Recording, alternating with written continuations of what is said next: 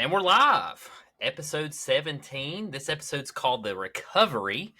If you're watching our screen right now, you can see that Mr. Hess is not on the screen. So I'm going to text him. He actually had to go to a class, He had to go to a cyberbullying class because he got lit up on Facebook from some Michigan fans. Let me see if I can text him here and get him on the pod. But yeah, he had to go to a little bit of a class, a little bit of a rehabilitation. Cyberbullying's real, folks. Don't pick on Mr. Hess. Roll Tide. He said, "Roll Tide." You heard him back there. Roll Tide. There he is. He's back, baby. Tide. He didn't go nowhere. He can take it. Hess is here. Hess is here, baby. I might be inbred. I might be a crackhead. I might be some dickhead with a weird hat on. I don't even know what everybody said on there. It was a nice hat, is what it was. Oh yeah, nice hat, dickhead. Because if y'all haven't watched episode 16, you definitely need to go back and watch it. We had some really good takes on the college playoff predictions, the teams that made it, the teams that made it into the Final Four spot. And we had a video do really well on Facebook. It's got a lot of heat from Michigan fans. They're definitely very faithful. And they've been throwing shots at Hess and I, mainly Hess because it was his take. So he's taking a beating out there for us, guys. So we're going to continue it. We love it. Yep. It's a good laugh throughout the day. I just constantly text Hess and he texts me like the stuff we see, and we have a good time with it. So yeah, make sure to check that out. It's on our Facebook, like I said. It's on our Reels. It's on our other pages too, but on Facebook, it's done really well. But yeah, this is Tyler's Talking Sports. If this is your first episode, like I said, this is episode 17 now, which is crazy. We've been going at this for a couple months now. We're on all major podcasting streaming platforms. So we're on Apple, Spotify is your top two. Then, of course, like I mentioned, we have Facebook, Instagram, TikTok. You name it, we're on it. So definitely check us out there at Tyler's Talking Sports. And then myself, I am Tyler Castle, and my co-host, brother, cyberbullying partner, Tyler Hess, is on the other side of the mic. So if you're tuning in with us for the first time, we do appreciate you coming here. Hess actually gave us some stats, some statistics earlier from Apple Music, saying we had some listeners from Atlanta, Georgia, and Nashville, Tennessee. So that's really cool to hear. We're from Southwest Virginia. Of course, our goal is to get this podcast out across the globe. And so far right now, it's Michigan and Florida and Georgia and Texas and Arizona and you name it. They're all hitting us up. So that's what we want to see. So we'll continue to do this, guys. Got a really, really good pod for y'all tonight. Got some really good takes, some good games coming up. We're going to go through a normal spiel. So we also have some little bit different takes tonight too. So yeah, welcome. Absolutely, guys. Glad to have everybody here. Again, like he said, if you haven't listened to any of the episodes, start with episode 16 and just dive in right there. Again, like he said, we're on all the major podcasting platforms.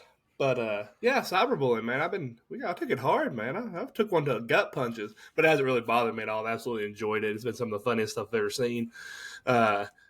All I got to say is to all the Michigan fans out there, it's said all the stuff they've said about me and my basement that I live in and my mom who apparently lives upstairs and the relationship that me and him are in. I've actually came to a change of heart. I really think my Michigan-Bama prediction needs to change. And I want to apologize to everybody that I made mad. I don't want to think that I'm uneducated.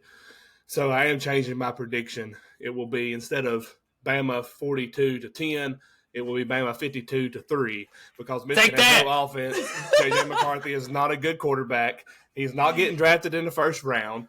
You played a weak schedule. The Big Ten's weak. And Ohio State was actually decent because they had Marvin Harrison Jr. So, Man, y'all asked for it. He gave it. I knew it'd come. Roll turds, basement broadcasters.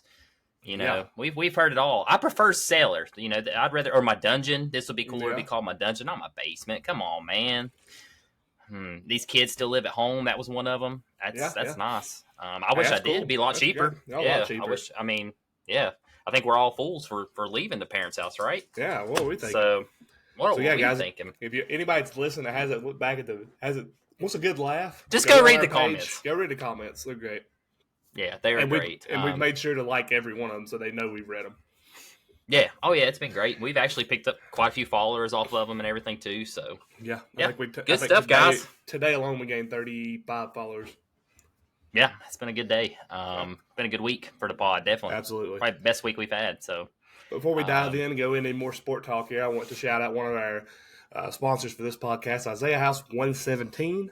If you don't know anything about them, they are a nonprofit organization based out of Elizabeth, Tennessee. They do homes for kids that are working through DCS, foster kids that are trying to make that transition into a real home, so they don't have to stay at like jails and places that are not where kids need to be. They actually get their own room, their own TV, video games, food, stuff like that. And right now, they're actually doing an auction to raise money for the end of the year stuff. And the auction is on their website, or you can go to their Facebook page. But it is ran by Secure Trade Club, and the auction is benefiting Isaiah House. And on their page, it says this is their end of the year auction. It's officially live. They have a lot of awesome stuff. We're talking signed Tom Brady jerseys. We're talking signed rookie baseball cards. Football signed. There's a Trevor Lawrence jersey that's on there signed. I think they've got a Tim Tebow jersey on there. I mean, they've got some really cool stuff on there for you sports collectors. And all the stuff goes to a good cause. So if you get a chance, check out Isaiah House 117 on their Facebook. They also have a website, but they're on all social media as well. Absolutely wonderful nonprofit. So give them guys a look, see if they like anything. Help them out a little bit. Hey, and even if you don't want to donate to the auction or go to the auction, they do accept donations. They also have shirts, stuff like that to buy. So all that goes directly to them, and it helps the kids. yeah, definitely a great organization just from what I've read and seen, and what you've told me about them as well too. So definitely doing good things there. Yeah. Next shout out I wanted to give to our sponsor. If you tuned in, you already know who I'm going with. If you tuned in from past episodes, that is. Next Level Fitness Club is a 24/7 gym facility here in Lebanon, Virginia at 1806 East Main Street, Lebanon, Virginia 24266. They're a 24/7 gym facility, 24/7 tanning, certified personal trainers, classes. You asked for it, they got it. Other than showers, reach out to those guys at their website at www.nextlevelfitnessclub276.com, and also to follow them on their social media pages on Instagram and Facebook at Next Level Fitness Club. Absolutely. And another big thing we're doing right now, it's bowl season, guys. One of the best times of the year for college football, and we're actually doing a Bowl Mania. It'll be it's Tyler's Talking Sports Bowl Mania is what it's called. The link's on our Facebook page. If you need it, you have my phone number, reach out to me. Excuse me. I'll send you the link. But here's the cool thing. Decided today, whoever gets first place, whether it's whoever it is, hey, if there's a tie, there might be two. But you get a free exclusive, one-of-a-kind Tyler's Talking Sports t-shirt. And my plans are to either have our logo like the one I'm wearing now or the one you see on our page. And then on the back of it have 2023 Bowl Mania champion and name out that just something to personally remember that by. So bragging rights, yeah. But not only do you have to finish first, though, you have to also be liking our Facebook page and following our Facebook page. That is also the stipulations to getting the T-shirt. So if you're going to get on there, I think right now, last I checked, I think there's 7 people already enrolled in it. So, 7 or 8, yeah. Yeah, so we're growing a little bit. So I'd like to see it like 40 or 50 people. That'd be awesome. That would be awesome. Yep. All right, great opportunity too, guys. Wear some merch for us. Help us get our name out there. I'd love to see it. I'd love to be out somewhere and see somebody wearing a Tyler's Talking Sports podcast shirt. We haven't really dived a lot into it. Yes, we've seen me and Castle with these shirts. We actually got these made from a really good friend of ours. She's amazing. She made them as a gift for us. But me and him have discussed, we're hopefully next year, if things go well, we'll be able to get some merchandise out there, get us an online store, something where you can go on there, the logo's there, you like a shirt, bam, it's printed, and you'll get it sent straight to your house. That's kind of something we're wanting to do there. Maybe hats. There's one thing we've looked at, well, I looked at today. I can upload our logo to it. You go on there and you're like, I want a coffee mug with Tyler's Talking Sports on it. They'll put the logo on there and they'll send you the coffee mug. And we get so much of the profit. So we're looking at stuff like that to grow the brand, grow the name. Grow the pod, baby. That's why we here. Yeah, good stuff there. Man, like I said, it's been a week. Had a lot of Michigan Post drama. We've already went over that a little bit. We've already been over how you're feeling, how I'm feeling about it. Both thought it was hilarious. Michigan fans are ruthless, man. Ruthless. I will say that they're very passionate about their team. Delusional. If you look at some of those guys' profiles, man, it's pretty funny. It makes sense at the end of the day. Yeah. Some of those guys, but hey, we're the country inbred redneck, so Yeah, to each their own. I'm very passionate about Tennessee. I don't think I would ever, I've seen a lot of hate. Obviously, there's a Vol hater page. I don't think I've ever commented anything like that. Just the saying is, if you don't have anything nice to say, don't say anything at all. But that don't apply to everyone. So yeah, so we're just taking it and having some fun with it. It's funny, guys. I promise you. Go on there and read. I have laughed my hind end off the past couple days. They're absolutely great. So please go on there and get you a good laugh. But man, you ready? You ready to roll into this pod? Man. Let's do it. Yeah, we're 10 minutes in. Let's kick her off, man. NCAA NIL proposal deal. That's where we're starting tonight, guys. Yeah, this is gonna be huge, man. This is very huge. President Charlie Baker proposed rule changes yesterday on Tuesday that would allow Division I schools for the first time to pay their athletes in ways that are not tied to the educational resources. So right now, if they're getting any type of funding that you hear NIL deals, it's usually from outside sponsors, and that's how they're getting this cash flow or this NIL deal currently. So this would actually allow the schools to propose an NIL deal to their student athletes. Yeah, I mean that's a game changer. Like that really you're going to start seeing it become more of a pro sport type thing. Like you're going to be like, all right, I'm bringing you in here, 3 years. This is what you're going to get paid. But I also think that helps the you won't see these kids drop out and say I ain't playing the bowl game. I think that's what they're kind of doing because I think they'll be contracted to play these games. So that'll be interesting. This is going to be. But I think at the end of the day, it's going to be really good for the schools. Like, they'll be able to monitor it, see who's getting what. It won't be kind of like, man, I don't have to play for you. I've played enough for you all, but Joey's still paying me my $100 million, So I think this is I think this is a good step forward to NIL, maybe not to help regulate it a little bit more. So good job for the NCAA for once, maybe trying to think about something other than themselves, but I'm sure there's something in there that they're trying to get out of it. Oh, absolutely. Just a little bit of background for those that are wondering kind of what it is. So the new rules would also create a new subdivision of Division I schools that would be allowed to create its own set of rules for recruiting, transfers, roster size, and just a wide range of other policies included in all that. To be a part of that, you'd have to put millions of dollars each year into a trust fund just specifically for the athletes. And that there was a study done too that roughly each school has a little bit over 500 athletes at each school. SEC is easily over 500.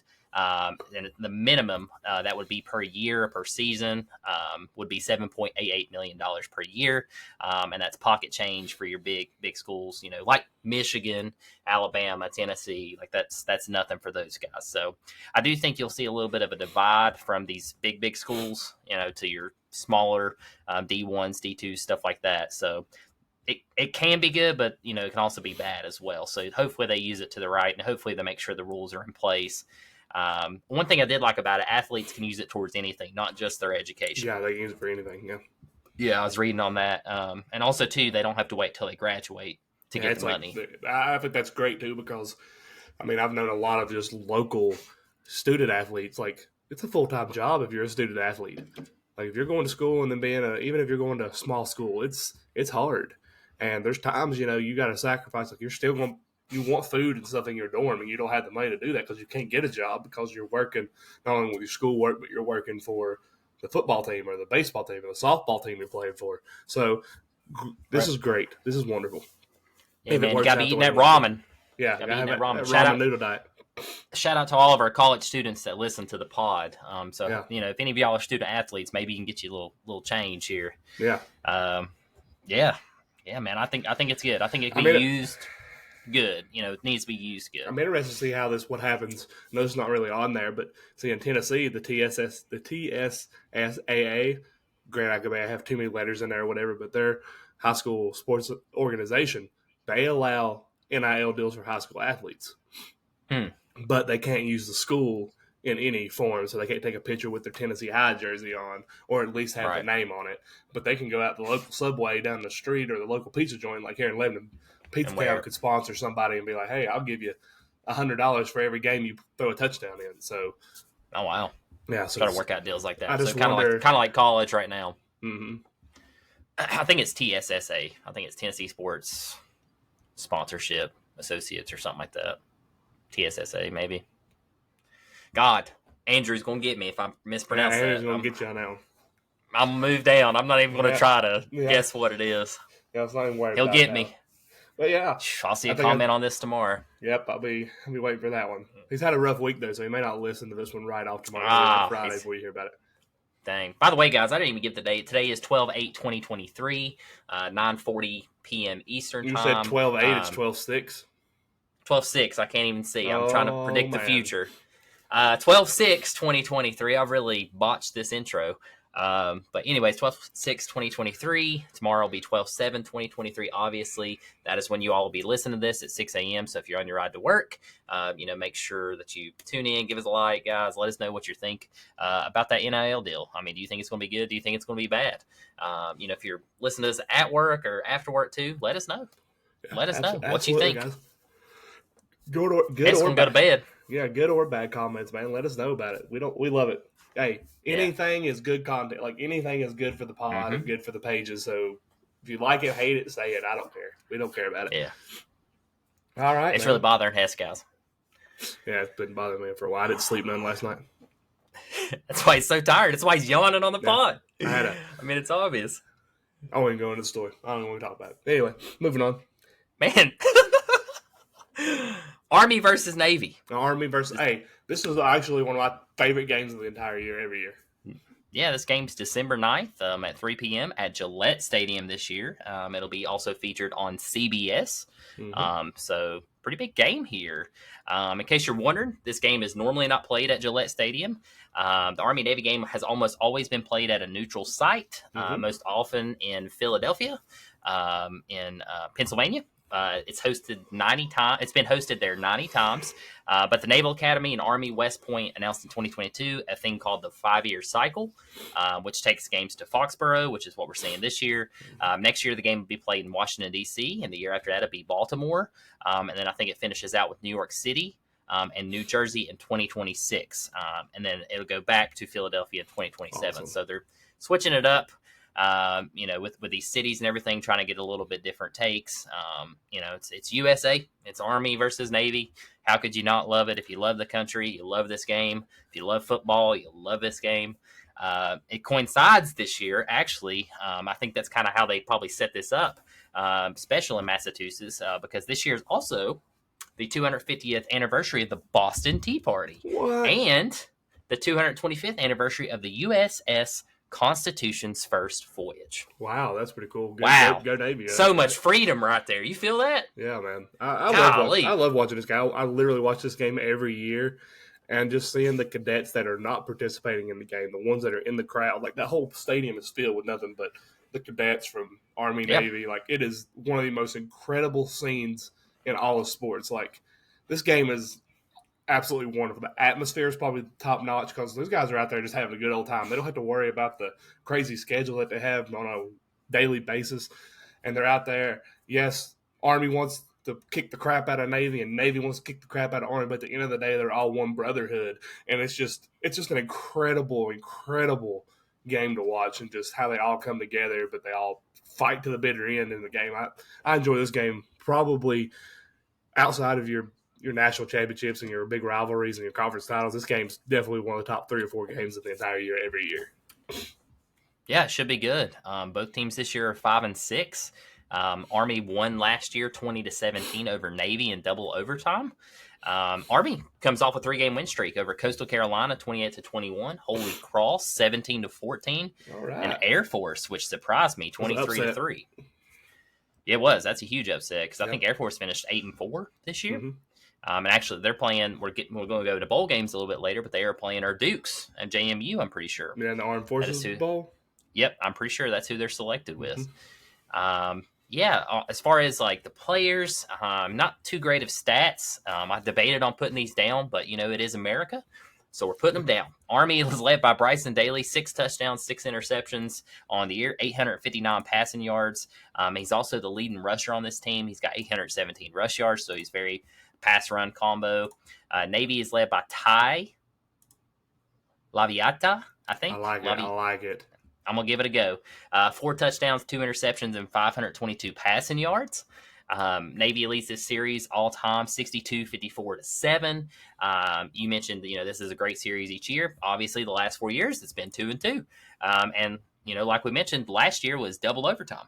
So, I think it's probably going to be a close game again this year, is based off previous records, and just based off both these teams being 5-6.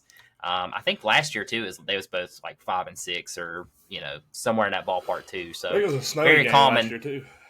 Yeah, very common for these teams. Navy is coming off a huge loss to SMU. SMU, obviously, the Mustangs are very tough.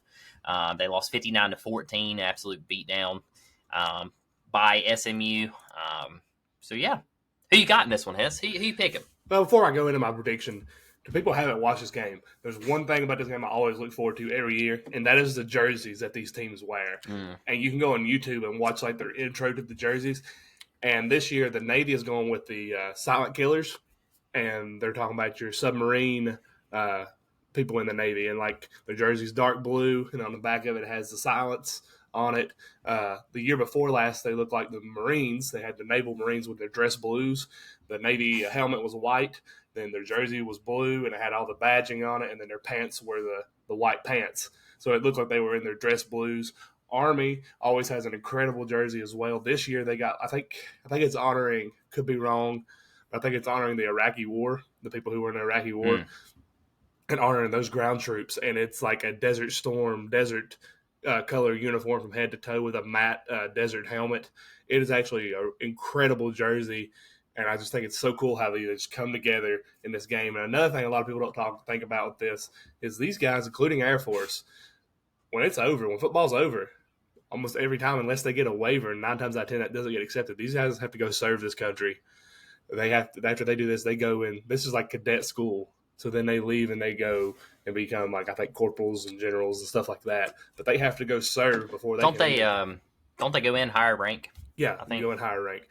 And they're active duty as soon as some of these guys, as soon as this football's over, because they're already graduated, they go straight. They get out of this football game, and the next day they get on a plane and they fly to some military base somewhere. So we quickly forget that these guys just ain't football players. They're protecting us each and every night to keep us safe so we can do the things we enjoy and watch these football games throughout the winter, enjoy time with our families. So that's another thing. If you do watch this game, think about those people, and this is their last moment sometimes for just some pure just enjoyment. And then they go serve this country to protect us, and sometimes this might be the last time they see their families for a little while as well. So that's just another niche to this game. But you asked me for my prediction for this game. I do think this is going to be a really close game. At least I definitely hope it is.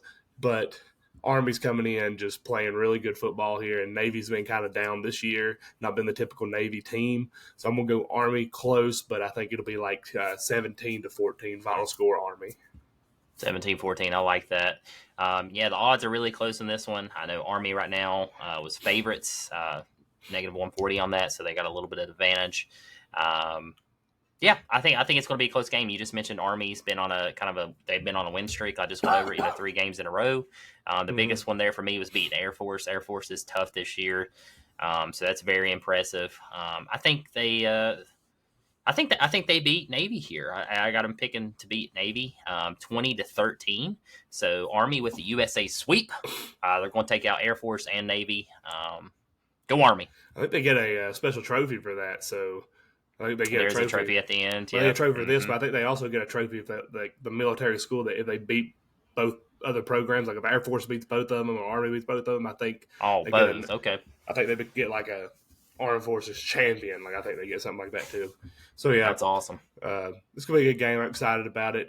For the people who are betting on it, Army's a 3-point favorite, and the over under 17 or 27.5. So not going very low scoring game. Not expecting too much scoring in this one, but we'll see. It's gonna be a fun game.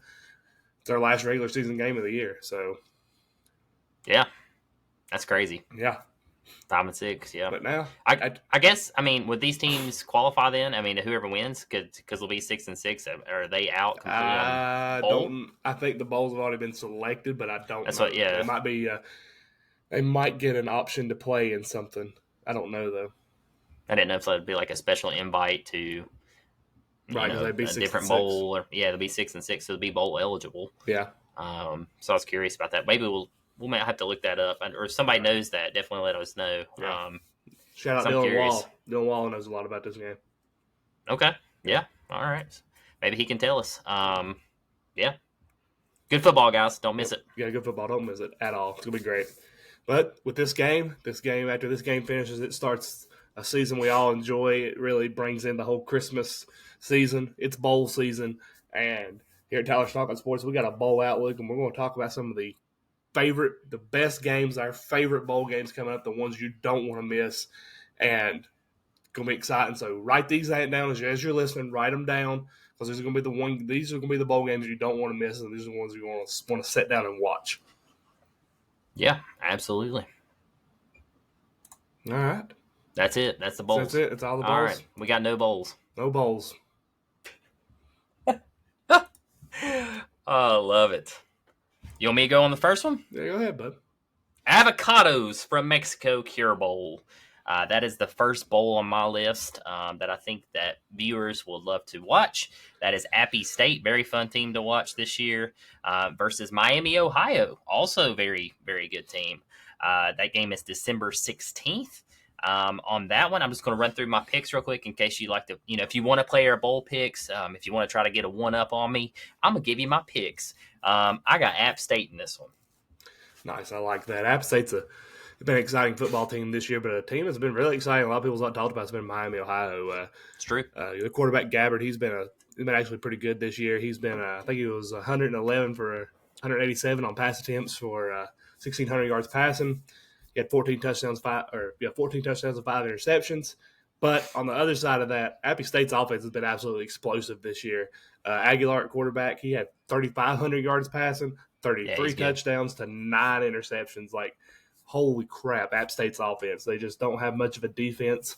And with that being said, I'm going to go with Miami, Ohio in a close one. With Miami, Ohio, 27-21. 27-21. I like that. Again, I'm just going to go App State in this one. I don't know who's the favorite. Do you have the favorite pulled up? Favorite is Appy State by 5.5. 5.5. I agree with that. And this game is Appy State's had a really tough schedule this year too, man. And they what was it, like first or second game of the season? They went to overtime with North Carolina. Yep, first game for them. And then they upset JMU. Yeah, when College game day was there. App State actually went on like a 6-game win streak. Yeah. They were the hottest, like one of the hottest teams in America there, and then they lost the last game. I think very close game too, but they ended up losing. Actually, no, they got blown out. It was a blowout. Yeah, if I'm not mistaken. So they did get kind of killed there that last game, but good team. I think they finished 8-4, 8-5, 8-5 because the last, and then what is Miami, Ohio? 11-2, 11-2. Sheesh, 11-win team. Yeah. I don't have the strength of schedule on these two programs either, but I'm still going with App State. They're just a tough school. They're the upset team always. App State was your MAC champion this year. Or, sorry, not App State. Miami, Ohio was your MAC champion this year. They beat Toledo 23-14 in the MAC championship. Right. Yeah. That was, last weekend, right? Yeah. Yeah. Give me App State 28-24. I like that. But yeah, Miami, Ohio, Redhawks, the real Miami. Forget the U, the real Miami right here. They're going to win this game. This game is in December 16th at 3:30 on ABC. So write that down. December 16th, 3:30, ABC. If you want to watch this game, and it is played in Orlando at UCS Football Stadium. So it's going to be nice sunny weather. So nice. Sorry. Avocados. Hopefully they got some avocados there. Yeah. Avocados. Now the next game on the list is the JMU Air Force game, which is the military bowl? Lockheed Martin Armed Forces Bowl. Okay, another 3:30 game. This game's played in Fort Worth, Texas, at the Amrod G. Carter Stadium. JMU is a 3-point favorite in this game. The over/under is 41.5. We all know JMU. JMU's been big this year. 11-1 season at 1 loss, as you previously mentioned, to App State. But they are playing a really good Air Force team that kind of struggled down the stretch, but actually played really good football this year. They at one point there, I think they were ranked all the way up to like 16th in the country. I think it's going to be a really tough game. I think JMU, they got lucky to get into this one because they wasn't enough other teams shouldn't have made a bowl based off because the NCAA rejected their application.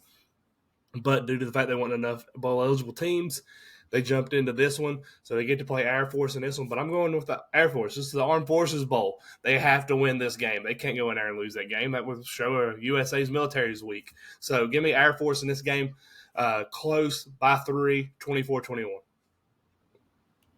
I like that take. I mean, I can't be mad you picking Air Force. I mean, USA. You know, we live in the same country. But with that being said, JMU in this one. Give me the Dukes, man. They've been tough all year.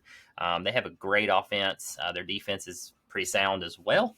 But that offense is clicking. And, you know, I mentioned something earlier there that made me kind of go with this pick was Navy absolutely destroyed them. Or Army, sorry. Army absolutely destroyed them. So many different branches of military here. I'm going to get confused. But, yeah, Army destroyed them, which kind of helped me go with my prediction here. Air Force has been tough here the last couple, games in the season. But I just like JMU, man. I think the Dukes got a little bit more well-rounded team, and they are happy to be here, very happy to be here, and I think you'll see that on the field. So give me JMU 21-17. Taking JMU.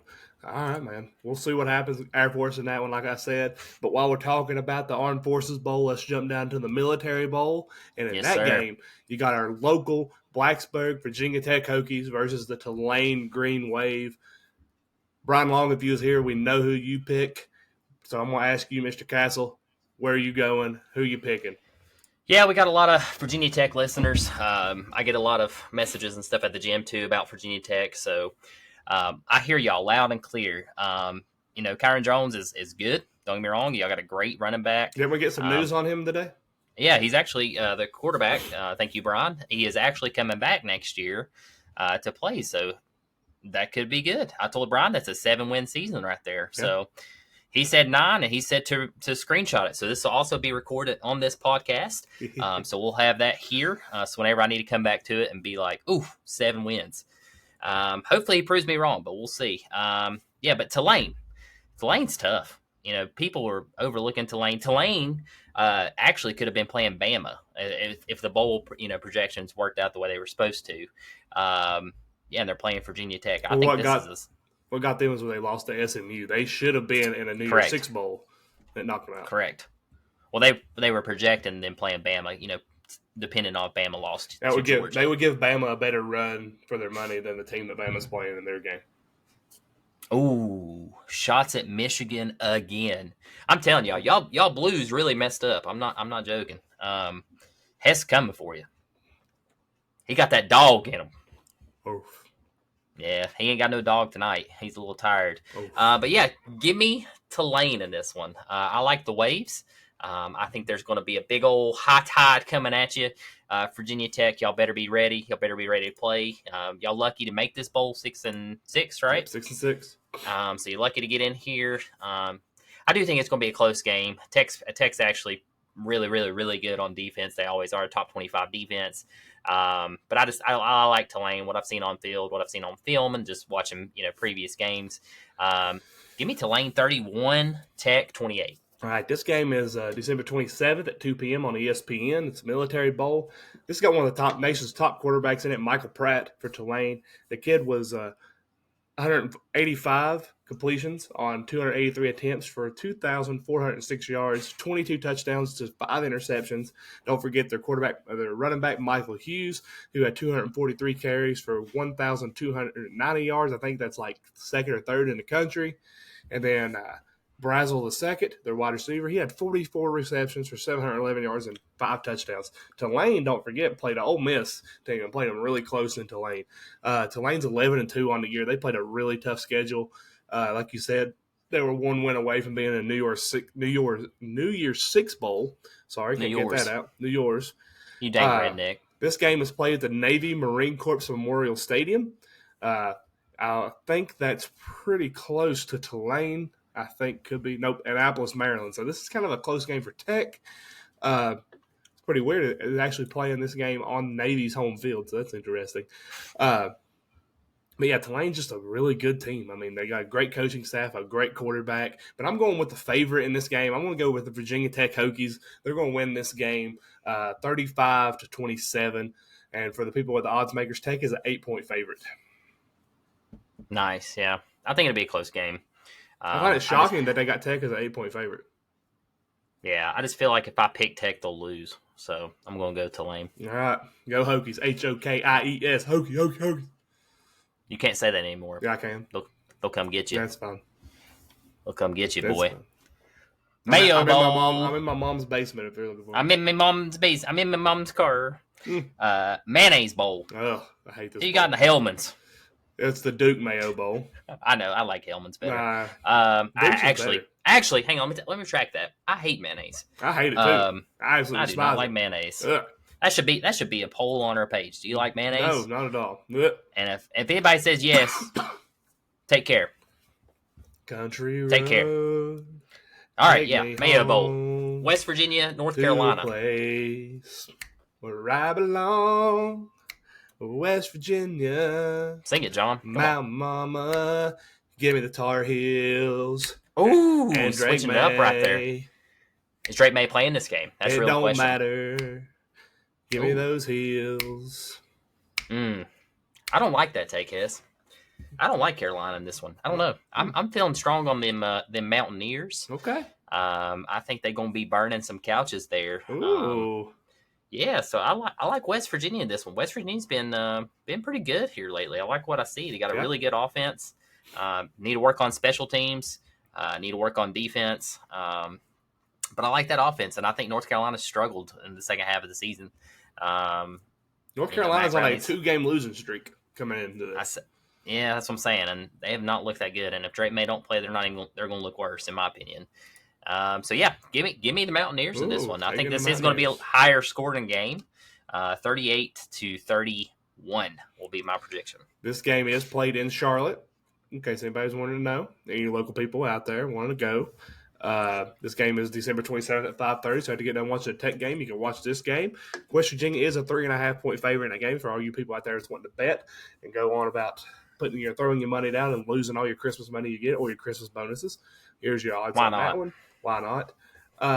One take on this bowl that I don't like is they dump a Gatorade tub of mayonnaise on the winning coach. Ugh. God. Ugh. If y'all like mayonnaise, y'all nasty. You nasty. Get out of here with that. Probably my mom. Probably like Feet Finder too or something. Probably that's probably people who like mayonnaise. It's like my mom. She does like mayonnaise. I think Feet Finder. Your mom does Feet Finder. Yeah, she does. She's on Feet Finder. Oh wow! Yeah. I have to look her up. Yeah, it's like my mom. She does a mayonnaise peanut butter and banana sandwich that was taught to her by Wormy Gilmer, and then she also does. Some people do like a tomato mayonnaise and with tomato mayonnaise. Yes. Yeah. Oh God. Mayonnaise nasty. Why'd you put this bowl on there? Why'd you do I don't know. Let's remove it. That's some good teams though. That's cool. Exciting. I do like this team. So let's just tell what the teams are. We got a bowl game here. West Virginia and North Carolina. Yeah, West Virginia, North Carolina. Let's get into TV, man. TV. Direct TV? Direct TV. The Direct TV bowl. Overpriced Direct TV bowl. It's the Holiday Bowl. Direct TV Holiday Bowl. Yeah, it's holiday for Direct TV. My God. Them guys charge so much. Yeah. It should be a holiday every day for them. Another December 27th game, 8 p.m. Louisville versus the USC Trojans. Yeah. Caleb Williams is not playing this game. Caleb Williams is out. Jack Plummer, he is playing. Yep. I'm pretty sure. Louisville is the favorite in this one. Yeah, I could see that soundly, especially with Williams being out. Because once Williams out, 7.5. They're 7.5-point favorite. Louisville is. Give me USC rebound game right here. USC Trojans fight on. Trojans going to win this game big. Big. He said big. What's big? 42-17. 42-17. I disagree with that take. Give me Louisville. Louisville's tough team. They did lose to Florida State 16-6 in the ACC championship. They finished second. Did you watch that offense in that game? I did. They played a very, very tough defense though. That's the difference. USC has no defense. So give me Louisville. I think this will be a higher scoring game too. 28-27, 1 point. Give me Louisville. Ooh, 1 point game. Wow. Heck is Louisville. That needs to be called the YouTube TV Bowl because YouTube TV is much better than Direct TV. Hey, it's traditionally the Holiday Bowl, so the Holiday Bowl. I don't like how now it's like the avocados to sponsor for Mexico Cure Bowl. Like, that used to be called the Cure Bowl. Then you had the New Orleans Bowl. You had the New Mexico Bowl. But now they're all like sponsored. Like, I hate they're all that. sponsored. Gotta get that sponsor out there. The next one up here is the Next Level Fitness Club Gator Bowl. That's crazy. That's crazy. I don't remember. Jordan, did we sponsor that? I'll have to call him. That's great. You're talking about the Tax Slayer Gatorade. I'm talking about the Tax Slayer. Ooh, give me the IRS. Okay, give me the IRS Bowl. You didn't want to do the Tax Act Texas Bowl? You want to do the Tax Slayer Bowl? Tax Slayer. That's what I want to do. You didn't do Tax Slayer. You didn't even put the Tax Slayer. You didn't put the Gator Bad Bowl. Boy Mowers Pinstripe Bowl on here. That game's played in Yankee Stadium. I swear. Do you want that one? Give me the teams. I'll give you a prediction. Man, I just try to put the biggest Rutgers ones I saw. versus Miami playing in Yankee Stadium. Who you got? That is terrible. Tyler Van Dyke not playing, right? He's in the transfer portal. So he's out. So give me Rutgers. Give me Rutgers in that one too. I take Rutgers in that one. Miami's a 2.5 point favorite in that one. Yeah, that'll be a poopy bowl. And one more bowl. I don't think you got to see. And one more I want to throw out there. Another random one. The Pop-Tarts Bowl. Pop-Tart. First time ever. Yep. First time ever. Pop-Tart Bowl. This is played in Orlando. Poop-Tart. Who we got? Number 18, NC State versus number 25, Kansas State with no Will Howard. I thought I put this one on there. Did I not? Don't see it. Man, I saw it, but I must have. They will have a giant Pop-Tart for the blazed right over it. Give me NC State. Will Howard is not playing. He's also in the transfer portal. Yeah, NC State. They're not a basketball program school. Give me Kansas State. That defense is better than the NC State offense. So we'll see. ACC was tough this year. It was. NC State played good football this year. Kansas State did finish 25th at the end of the season. Yeah, that's another reason Texas made it into the playoff. That was another ranked opponent they beat. Yeah, technically, yeah. So, that does help. Yeah, hook 'em horns. Hook 'em. But back to your Tax Slayer Gator Bowl. IRS Bowl. Yeah, Clemson versus Kentucky. This is going to be interesting. You got a really good Kentucky team here coming in. They're playing hot. They got a coach that's proven he wants to stick with them. The quarterback's been playing a lot better down the stretch here, actually playing into what they thought he was going to be when they actually got him to come through the transfer portal. Ray Davis, one of the top running backs in the country. Kentucky's defense is not that bad, but I'm going to Clemson Tigers in this one because they're playing inspired football and they're out there proving a point. And I go back to, was it 4 or 5 weeks ago, Dabo said, take notes or be ready because we're going to turn this thing around, and they've done nothing but turn it around since then. And give me Clemson in this game, 37-14 Clemson. 37-14, big blowout for Clemson. I like that take. You know, Clemson has turned it around the second half of the season. They start off really rocky. I know there was a lady that was wanting to talk some smack because they actually had a broadcaster. His name was Tyler as well. Call in to talk to Dabo, and I think he said something pretty smart. Dabo told him to okay Tyler, like real sassy, and somehow that got back to you and I, and that lady thought it was you and I, and she was getting ready to go off on us. When I think about that, and I think about some of the Clemson fans I know, and just how cocky they can be sometimes and arrogant because they've won national championships within the past 10 years. And the only reason they won that is because of incredible quarterbacks. T-Law, shout out T-Law, love T-Law. But let's just be honest, this isn't the same Clemson team of past. And Kentucky did beat a very sound Louisville team. Who is also in the ACC. So give me Kentucky in this one with an upset because I don't think Kentucky's favored. They shouldn't be. But, I don't turn my back on the SEC. Everybody says the SEC's overhyped this year. We'll see. We'll see if I eat these words. But give me the Wildcats. Taking the Wildcats. Taking the SEC school. Man, a Tennessee fan picking Kentucky. I don't know about you. Cheering for Bama, now picking Kentucky. Clemson is the 7-point favorite in this game. Yeah, I figured so. Yeah, I'll get a lot of hate for that, but I don't care. All right. That's the truth. Let's move to one of the classic bowl games here, the Goodyear Cotton Bowl. This is a big matchup right here. This is actually a really good matchup, and one of the games I'm very excited about. Number 9, Missouri versus number 7, Ohio State. It is still undetermined if Kyle McCord is going to play. He did enter the transfer portal. But he may still play, so that's interesting to see. They did also lose. Ohio State did lose their running back. He's in the transfer portal. He is not going to play. So, who got in this one? Man, who you think I got? You're an SEC bandwagon, so you're probably picking Missouri. OH! Oh no, give me Missouri. Ooh. That's what I say. Give me them Tigers. You know, he got a. I don't know if you saw his press conference the other day, but it's pretty funny. You got a call. Did you see that from Connor Stallions? Yes, yep. I love that. I love that take. The dude also, you know, stands on business, man. He stands on business to Josh Heupel. So that kind of pissed me off. But also, too, I love it because that just shows how much passion he has for his team. And just, he's a good coach. Yeah. I hate to say it, but he's a good coach. I can actually pull up that video right now if you want me to. No, I don't want to get copyrighted. I know I can't. Won't be copyrighted because I have ESPN stuff on it. Okay. I think I'm pretty sure. Pull it up. Yeah. Let's see if I can pull it up. Pull it up here for our viewers. Share screen. Let's see if I can get it pulled up here. And, you know, if McCord does play this game, I think this game's going to be really close. Because McCord and obviously Marvin Harrison. Is Harrison playing? It's not determined yet. That's huge. So if he's not playing, I'd definitely pick Missouri in this one. Ooh, taking Missouri for sure. Hey, they got one of the best running backs in the country in Cody Schrader. He's an incredible. Yeah, Cody Schrader. They got the wide receiver. Starts with a B. His last name starts with a B. What's his name? Luther Burden. Luther Burden. And the quarterback's good too. Yeah. That's a solid team, man. Missouri was tough. That's gonna be this is actually probably one of my favorite bowls I'm looking forward to. But yeah, give me the Tigers. I think it's going to be a lower scoring game too in that one. 31-28. Taking the Tigers for sure, no matter what happens, no matter who plays or anything. Yep. I like that. I like that take. Here we go, guys. Let me get that up for y'all. Sorry it took me so long. Just trying to get it right. If it'll load. If it'll load here. This is a first for Tyler's Talking Sports. It's been real difficult. It's not giving me the full. Hold on 1 second. Let me back out here.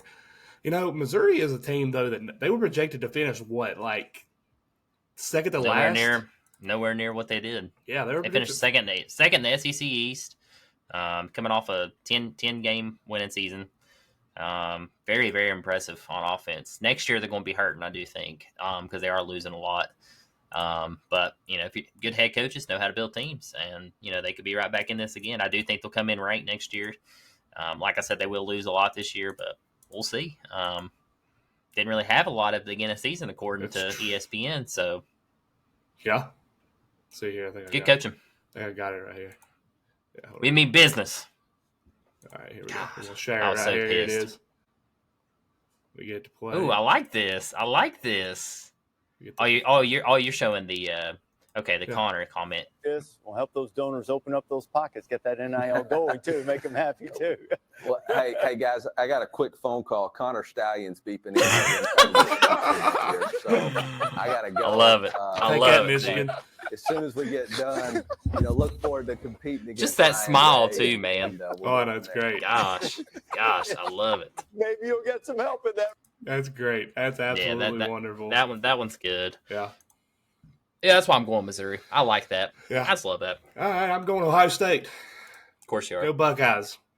You know why? Because the Big Ten. I learned this week that the Big Ten is really good football. Ohio State, they messed up. They made one bad mistake and lost to a lousy Michigan team. So give me Ohio State in that one. Go Buckeyes.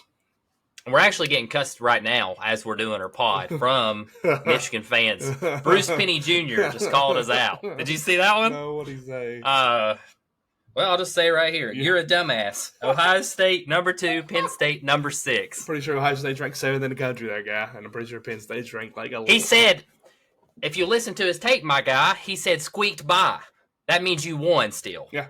We know they won. They won every game but 24 from what that one guy But said. we're so redneck, we don't know what squeaked by means. So who's the dummy here? Golly. I love it. That's what it's been, guys. All over. I love it. Love it. Absolutely. Love stupidity. Yep. It's great. It is absolutely wonderful. Now, let's start talking about fruit. And one of my favorite fruits out there, peaches. The Peach Bowl. Peaches. I just watched the Mario movie today, actually. Great movie. It's a great movie. Yes, great movie. I love it. My little nerd came out in me, but I freaking loved it. It's all right. It's a good children's movie. I'm a child. I'm living in my parents' basement. Oh, yeah. Peach Bowl. Ole Miss, Penn State. Who you got? Ole Miss, Penn State. Give me Ole Miss in this one because this is another team that Michigan barely beat, and Penn State has no offense. at all. Guys, we're not going to let that go. We're going to ride this. Absolutely zero offense. So give me Lane Kiffin and the Ole Miss Rebels absolutely destroying Penn State and James Franklin.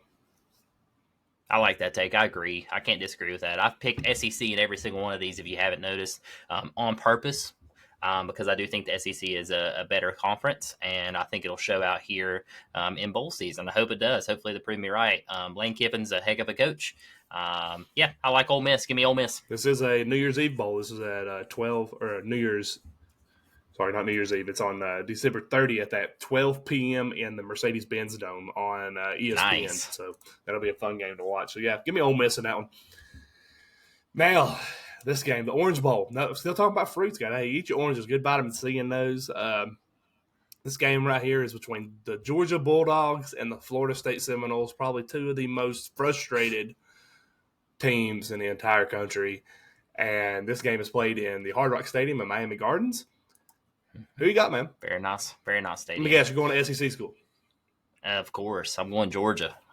Bulldogs are 10 times better than Florida State. And I hope that hurts some Florida State fans that listen, because it's just the truth. Florida State, you lost your best quarterback. That's the whole reason, according to the committee, that you missed out, which I don't agree with. I do not agree with that take. I think you should at least give them a shot. They were undefeated in their conference. That's one of your takes, too. But, it is what it is at this time. We can't change the committee. We can't change the pick. So you're out, and you're in this bowl against Georgia. Best of luck. They killed everybody this year other than Bama. They only lost to Bama by 3 points. And, again, if we go back to that game, it should have been tied if he makes a field goal. So they're cream of the crop, man. Georgia's no slouch here.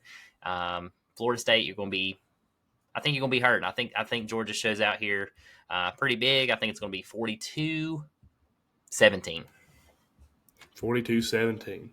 Here's a fun fact. I'm going to tell you how good of a coach Kirby Smart is. He's got some first-round talent, and as of right now, there's not a single player on Georgia's team that's opting out of this bowl. Carson Beck I love it. Carson Beck is coming back for his next year. He's not going to enter the draft like a lot of people speculated. Definitely sounds like Brock Bowers is playing. I think Georgia's going to come out and send a message in this game.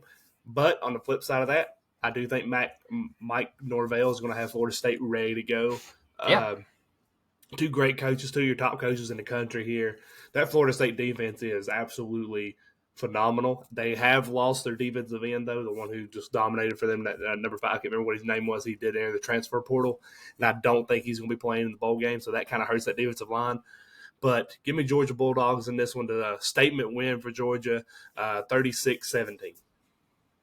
36-17, 42-17. I like that take. Florida State, again, if they still had Jordan Travis, they wouldn't be in this game probably. But even if they had Jordan Travis, I still think Georgia wins. I mean, y'all going to find out what it's like playing them every year. So have fun. Have fun. Well, let's keep it going. We've ate our fruit now. Let's eat some junk food. The Cheez-It Bowl. Cheesiest. I woke up on Cheez-Its. Sorry, I beat you. Yes. Beat you to it. You beat me to it. Daggone it. That was my take, man. I wrote that down. Yeah. Cheez-It Bowl.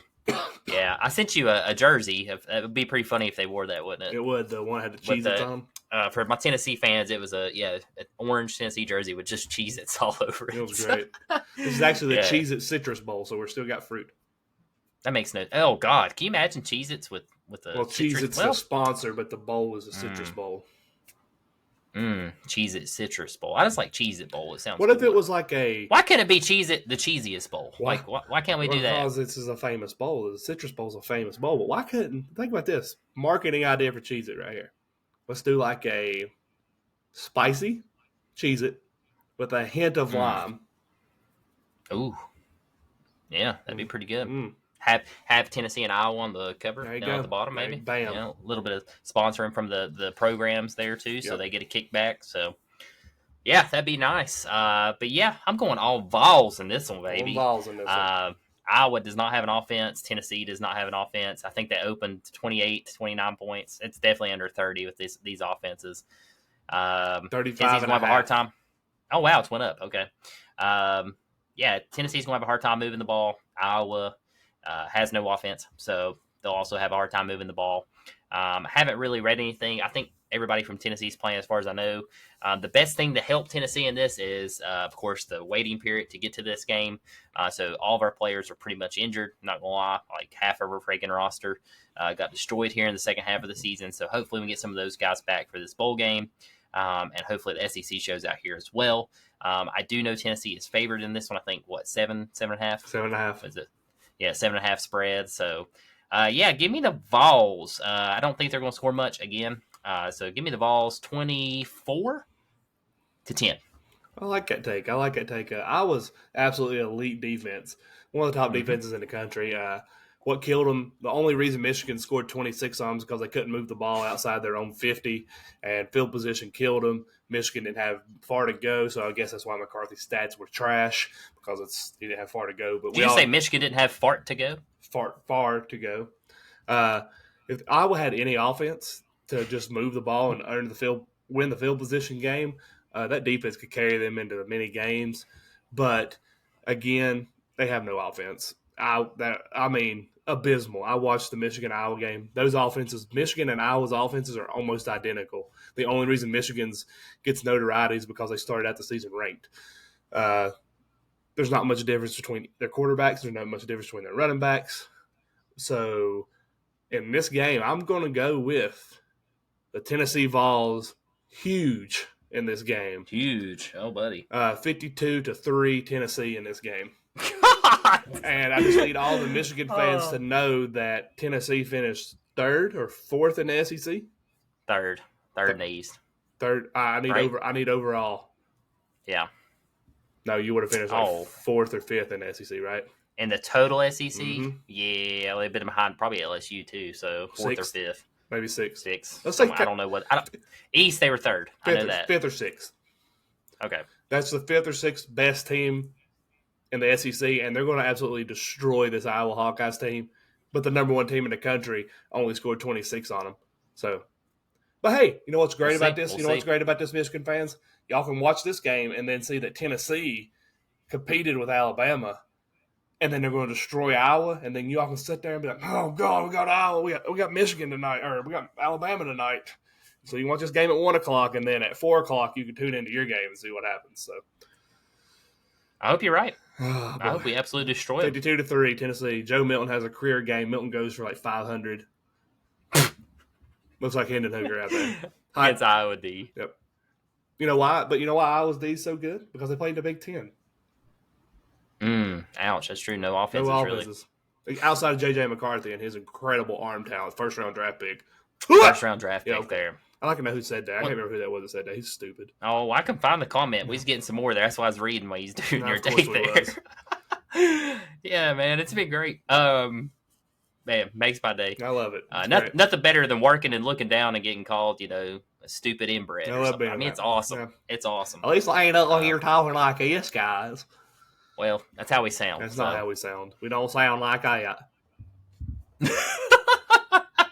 I love it. Hey, I love it. At least we put sugar in our tea. Bunch of Northerners. Love it. All right. Let's talk about another game. A game I'm really excited about watching. The Fiesta Bowl. Also at 1:00. Furbo. The Fiesta Bowl. Gotta get that sponsor in there. I ain't worried about Furbo. Verbo, whatever it is. It's Verbo. VRBO. Great place to rent. All right. I'm not worried. Book a hotel. Are they sponsoring us? Are they sponsoring us?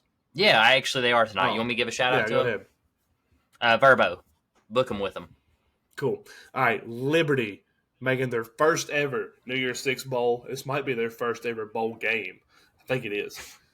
Correct me if I'm wrong, Caleb Johnson, but I think this is Liberty's first ever bowl game because they just have got eligible for the bowl system last year. So I thought they played in the bowl last year. I don't know. Did they not? No, I don't know. God, where's Caleb when you need him? Caleb Williams. Sorry. I know. I call him Caleb Williams. I had him in my mind. Yeah. Caleb Johnson. But yeah, Liberty versus Oregon in this game. Fiesta Bowl. Who you got in this one, big dog? You want to go with your boy? Yeah, man. Liberty looked great this year. Caden Saltier, ex-Tennessee. I'm going to say that every time just to piss you off. But he's good. He's very good. He was lights out this year. They took off in the second half against who were they playing last week, Hess? Who did they play? New Mexico State. New Mexico State, thank you. They won 49-35, I think it was. They pulled away there in the second half. That offense is really good. It's really electric. Defense is very sound too. Liberty is the best team in Virginia this year, so they will be traveling out there representing Virginia. They got the Lord on their side. This is a Christian school. So with all that being said, give me Bo Nix and the Ducks if he's playing. Give me Oregon. Big. 48-31. 48-31. I like that. I got a correction I want to say. This is actually Liberty's fourth bowl game. They actually played in the Lending Tree Bowl. I knew they played last year. Lending Tree Bowl. They won 56-20 back in 2021. Or no, last year. 2021 was their last bowl. Was the Liberty Bowl or the Lending Tree Bowl. They won 56-20.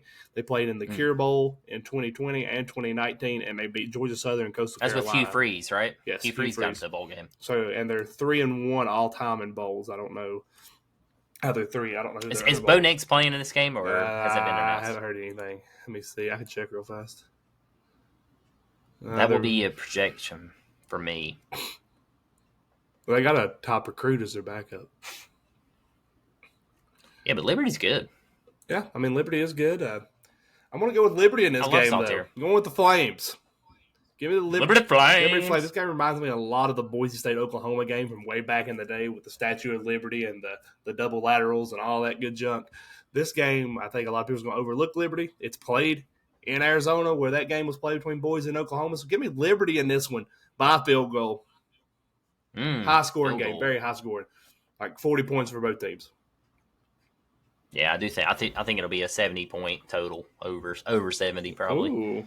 Liberty. See, Oregon is a 16-point favorite. Yeah, 49-31 is my projection. I think Liberty just runs out of steam in the second half. I think it's a close game first, early, and then Oregon just pulls away because that Ducks offense is insane, and especially if Bo Nix is playing.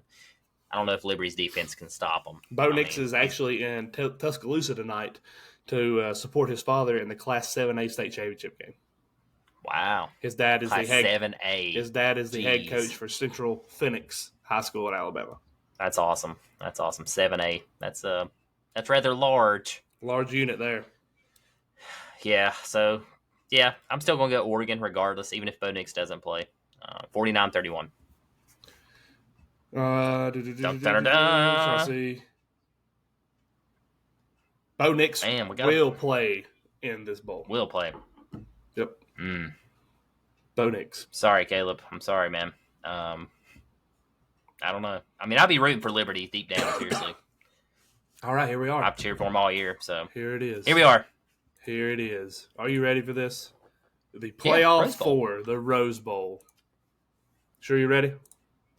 Oh, I'm ready. Are you sure? Who you got? See, are you ready? Who are the teams in the Rose Bowl? That's just one team. I don't know if you've heard of them. Michigan. Have you heard anything about them? Michigan's in this game? Yeah, Michigan made it in. They're actually the #1 team in the country. Really? Yes, #1 team in the country. They're playing the #4 team in the country. Okay. Alabama Roll Turds. That's who they're playing. Really? Yes. Who you got in this game? Who you think I got?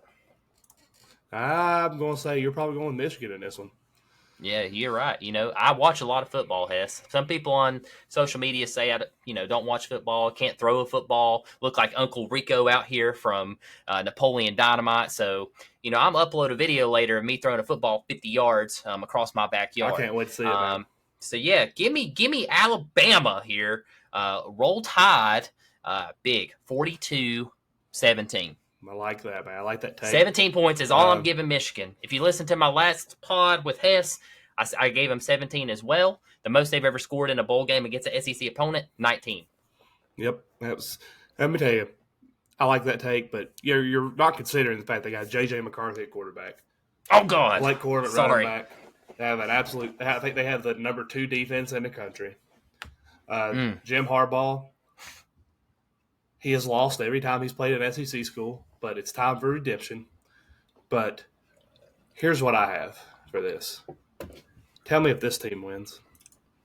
In case you're not watching, guys, we're watching the reaction to Michigan find out they're playing Alabama. Right here's Harbaugh.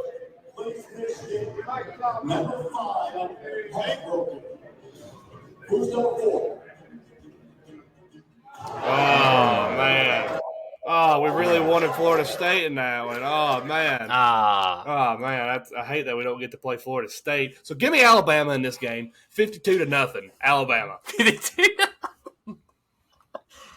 Yeah, guys. If this one does anything like our last reel, Alabama. Hess 52-0. Hess and I probably get death threats. So all y'all boys from Southwest, help us out. Back or back.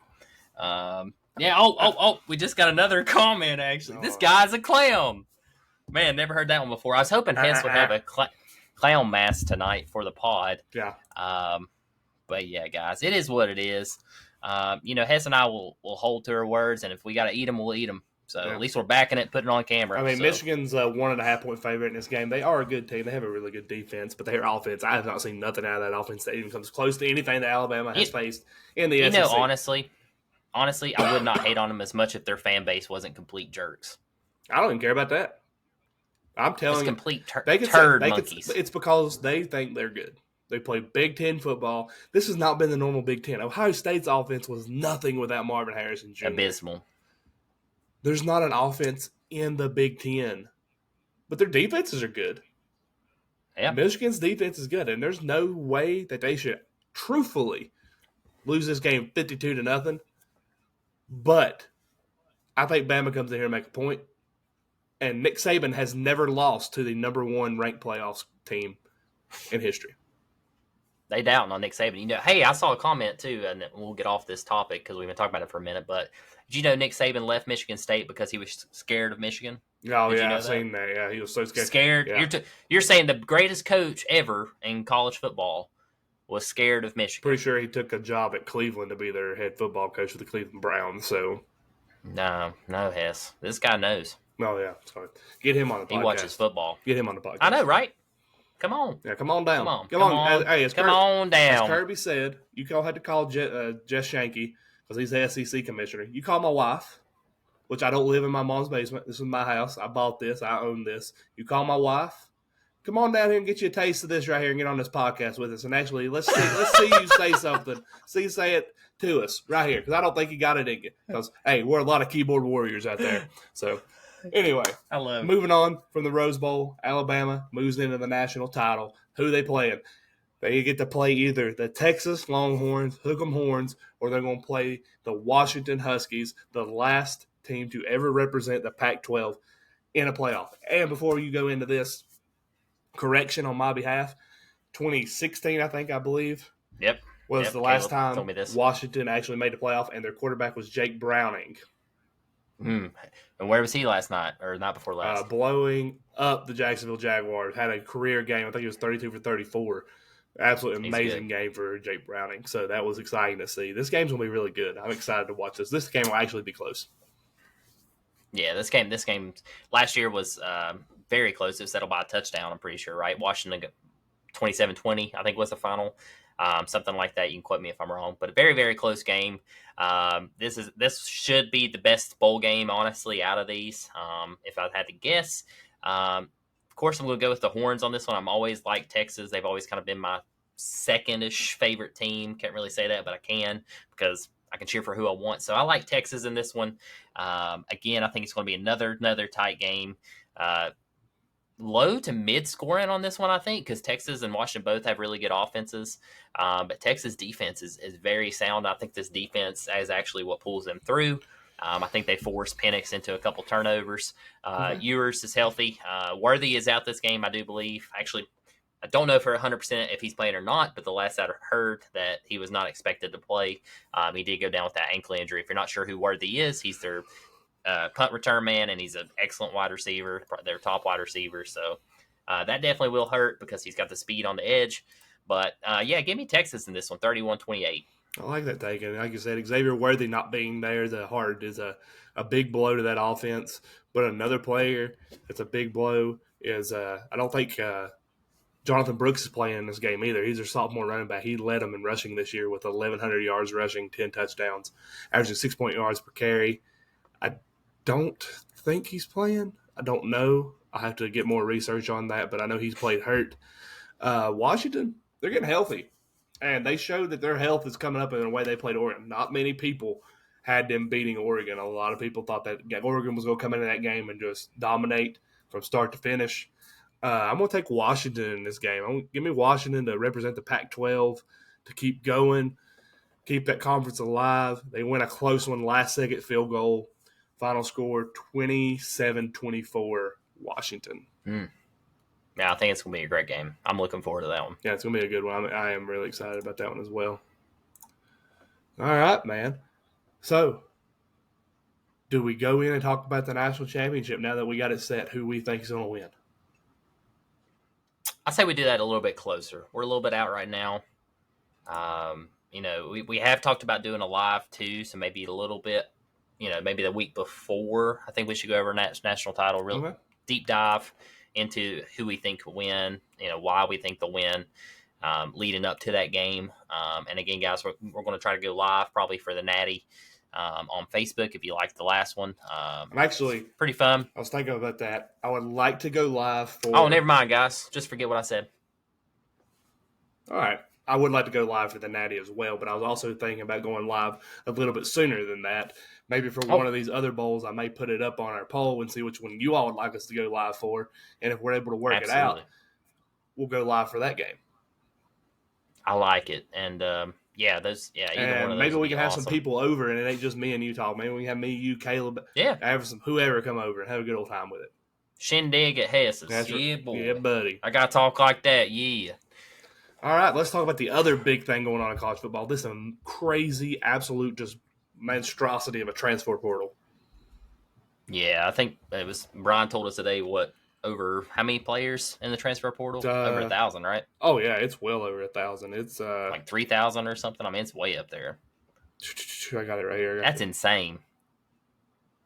Insane. That's over 3,000. Right today, it's over 3,000 players have been in transfer portal already. Yeah, that's insane. Just even thinking about 3,000 student athletes. I know, right? I mean, God. I'm not a fan of the transfer portal. I'm not either. I mean, it's got good benefits. It's kind of gave these coaches another avenue to look at players. It's good, too, in a way for student athletes in case they're looking for an opportunity to start somewhere. Because, once you make a commitment to a college, I mean, you don't know what could happen. And you might lose your position or something. There might be another opportunity on another big program to get your name out there. So I like it and I hate it at the same time. It's got pros and cons, just like any change that you ever go through in life. So life advice there for y'all. But I got a couple players here I wrote down. Feel free to add in any that you want to. But Dante Moore was one of the bigger ones that I wanted to touch on first from UCLA. He's a quarterback. He was I think he was the highest recruited quarterback at UCLA, if I'm not mistaken. He was the highest recruit in Chip Kelly's. Kelly's tenure. He was the number 2 quarterback last year. That's what they had him officially ranked. Yeah, he actually was not that good this year on stats. He had a lot of turnovers. I think he was like 90th QBR or something like that. So he definitely down toward the bottom of the pack. Got some work to do, but there is potential there.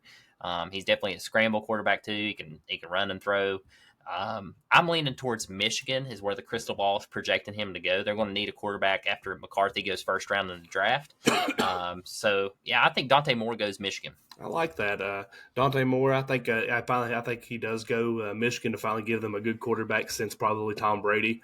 So that'll be interesting to see how he goes there. And if Jim Harbaugh's still there, which I don't think he will be. I think he'll be gone because he'll be ran out of town after they get dismantled by Alabama. So that'll give Michigan something to look forward to next year. They can actually get him a good quarterback. I do agree with you on Dante Moore. I think he will be a stud if he goes into the right system. Another one I want to talk about that's not on here is Adian Chiles. He was the number 7 overall quarterback last year, 58th nationally ranked player. They got him as a 4-star right now. 96 overall rating. They got him as the number 1 quarterback right now in a transfer portal, number 2 overall player, and he is out of Oregon State. So Oregon State's losing both their quarterbacks. Jeez, and their coach. Yeah, and with that being said, it's looking like the crystal ball saying he's going to the better of the Michigan schools, Michigan State, to follow his head coach. So it's going to be a big deal for Michigan State fans right there because this kid can ball out. He could be something special for them. Go Spartans. Go Sparty. All right, another Will Howard. Will Howard. I love this kid. Love Will Howard. Yeah, K-State. I've liked what he's done. There's been some comments on our pages too about a mid quarterback. For y'all that don't know what mid means, that just means like decent. Yeah. So either Ohio State or USC is where that crystal ball's pointing. He's already been in talks with USC. There's still some Lincoln Riley drama there. If he's staying, if he's leaving. Yeah. So I think that'll play a factor in his decision. If Riley stays, I think we see Howard at USC. I agree. I think I do. I think Will Howard ends up at USC. I think that's a great fit for him. I think he'll excel there, and it'll give him a lot of stability at the quarterback position going from Caleb Williams to him. Not much of a change. A talent drop off, yes, but not much of a change as far as a leader. So, sorry to jump off this topic. I just got an update from Bleacher Report. Juan Soto has been traded to the Yankees. Well, after this pod, I think I have to go on. I think I have to get me a Soto jersey. I hate Soto. Man, I used to, not now. Anywho, we'll get into baseball here in a minute. Riley Leonard is another quarterback that I wanted to touch on. Just before you go off of that, if you don't know, we posted that on our Facebook page about 6 or 7 hours ago that the deal was being finalized. True. So, and I did read, though, it did stall out because of health concerns for Juan Soto, but the Yankees said they really didn't matter about the physical. So keep that in mind. I thought it was health concerns coming from New York players. The Padres were holding up. They was holding up on the King guy because apparently he has some elbow tightness or stiffness. Michael King, yes. But apparently there is some stuff with Soto as well with his ankle. Great. Well, he's coming to New York, so he'll be sure to tear an oblique or be out half the year. Hey, so. I mean, honestly, you get Soto, he's probably your all's best outfielder next year. Ouch. Well, ouch. You going to take that away from Judge, really? Well, he'll hit 300 and still hit 40 bombs and play gold glove defense. Stays healthy. We'll see. That's going to be a man. Okay, we'll get into baseball here in a minute. But anyway, Riley Leonard, Duke quarterback. Yep. Where's he going? He's going Notre Dame. Easy. Oh, hands down. He's Sam Hartman 2.0 there. And he could very well blow up at Notre Dame. That's a good fit for him. He stays healthy. Yeah. Hopefully he does because he's exciting to watch. Yeah, I like to see him at Notre Dame. He'll have some really good teams to play there too. They always play USC in those teams. So yeah, I love Riley Leonard. I think he's a great player. Mm-hmm. So looking forward to that one. That will be cool. Next one on your list, Dylan Gabriel. Yeah, we called this one too a couple weeks back. Actually, before he announced, we said Dylan Gabriel's probably going to transfer. He's leaving Oklahoma. I think he's heading to Oregon. That's a great fit for him if Dan Lanning stays there. That'd be a knockout. I like that. I would love to see Dylan Gabriel go back to his home state of Hawaii and play quarterback for Hawaii. I just think that would be really cool because I think he could really help that program. But I don't see that happening either. I do think he ends up going to Oregon because at one point before he signed with UCF, he was looking at going to Oregon because he was from Hawaii and they were recruiting him. So was USC. So, I mean, it just depends on what happens maybe with Will Howard to see maybe he might end up at USC. Another quarterback I want to talk about that's not on here is Cameron Ward, Washington State's quarterback. This kid's tore it up every year at Washington State. He tore it up when he had Mike Leach his freshman year. He's tore it up every year since. He's threw for like 3,000 to 4,000 yards in every season. Actually, I feel like he threw for more than that this year. He threw for 3,735 yards this year. But he is transferred from Washington State, and the crystal ball and my projection on this one as well, he ends up in the Big Ten and plays for the Ohio State University. The Ohio State. Yep. I like that take. Ooh, got the defensive alignment on here.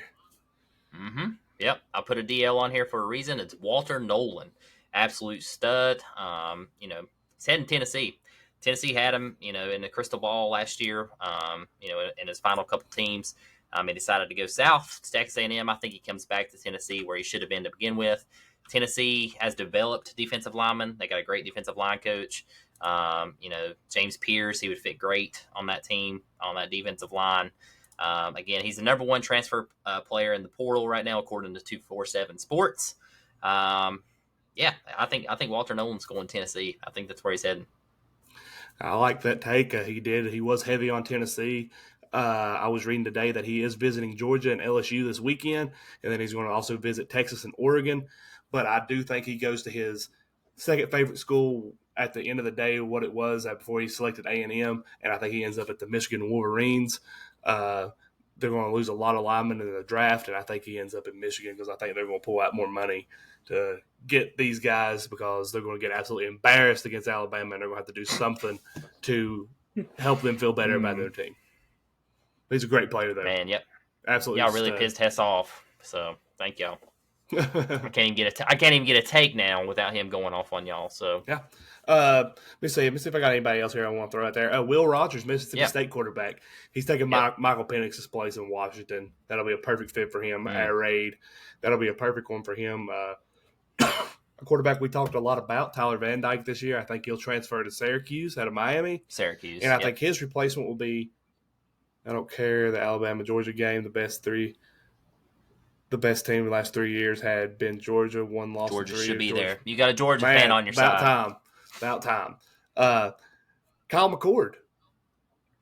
Where's he going? Pittsburgh. I could see that. I could also see him going to somewhere like Duke. Potentially. Duke, Vandy. Potential. ACC. Yeah, I can see that. He's coming ACC. But I think that's where he belongs. I think Tyler Van Dyke's replacement, though, will be Toledo's quarterback, Daquan Finn. He'll fit that offense perfectly, even though they do have Emory Jones. I think that's what his name was. He's depending on what he does, come back from the arm injury, but I think that'll give them a little bit more depth at quarterback, so he could end up at Miami. I like that take. Yeah, the transfer portal's wild. A lot of movement this year. Yes, absolutely wild transfer portal. All right, man. Well, let's move on to the basketball world of college basketball. And before we go into our takes, there was a big thing that happened tonight. Caitlin Clark became the first Division I basketball player to have 3,000 points, 750 assists, I want to say 200 and some rebounds in college basketball history. So not only just women's, this was a complete Division I basketball. Yeah, Caitlin Clark became the first Division I basketball player with 3,000 points, 750 rebounds, and 750 assists. Jeez. Yes. Caitlin Clark, Iowa Hawkeyes. Yeah. Ranked number 4 in women's basketball, right? Yep. And she's a stud. Yeah, she's good. Yep. She was the last year. She was the player that put her team on her back. Mm-hmm. Yeah. Yeah, man. Let's get into college basketball. Men's college basketball. UNC versus UConn. They played Tuesday night. The Huskies did end up winning. I think both of us chose the Huskies. They won 87-76.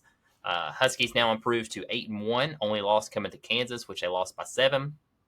Cam Spencer had another good game for this UConn squad. He had 23 points, 6 assists, 7 boards. Mm-hmm. On the other side of the ball, we had R.J. Davis. He's my favorite player on UNC. Yeah, he had another solid game. Yeah, he's very good. Please get all the names right. Points. I did. R.J. Davis, 26 points, 4 boards. Biggest thing in this was the Huskies shot over 50% from the field. I think UNC was 44%. Anytime you shoot over 50% from the field, you should win the ball game. They also beat them on the defensive end on rebounds, 43-33. So if you're out rebounding as well, you should win. And that's what got them the dub. They pulled away there at the last couple minutes. So 87-76, sound win for UConn. Very important for the resume. This UConn squad's for real. UNC's no slouch this year. They beat Tennessee soundly. Mm-hmm. And they also had another big win there, I think, right before UConn. They've had a tough little schedule here, too. But UNC's tough, man. Yeah. Definitely tough this year. Yeah, I agree with that. UNC's playing. Was it Hubie Davis, right? Yep, Hubie Davis. He's playing. He's doing really well. He's a great coach to take over that team. UConn, though, they're just loaded. They're good. Not only with UConn kind of came out of nowhere. They did. It'd be good last year. UConn does that. I mean, they were years. They do that every 10 years. Mm-hmm. Yeah, and they've built a team here, and they're just deep. They got a great starting 5. They got a great bench. Got great coaching. UConn's a good team. Like I said, we both picked UConn in that one. UNC's no slouch, though. This could be a potential Sweet 16 rematch, so be on the lookout for that down the stretch. Yep. Let's talk about the other game that we got on here. This game also happened tonight, Texas versus Marquette. And if you're a Longhorn fan, turn away because you got absolutely blew out in this game. Marquette won 86-65. This is the Big East Big Ten battle. Shaka. Yep, Shaka got revenge on his old school that fired him.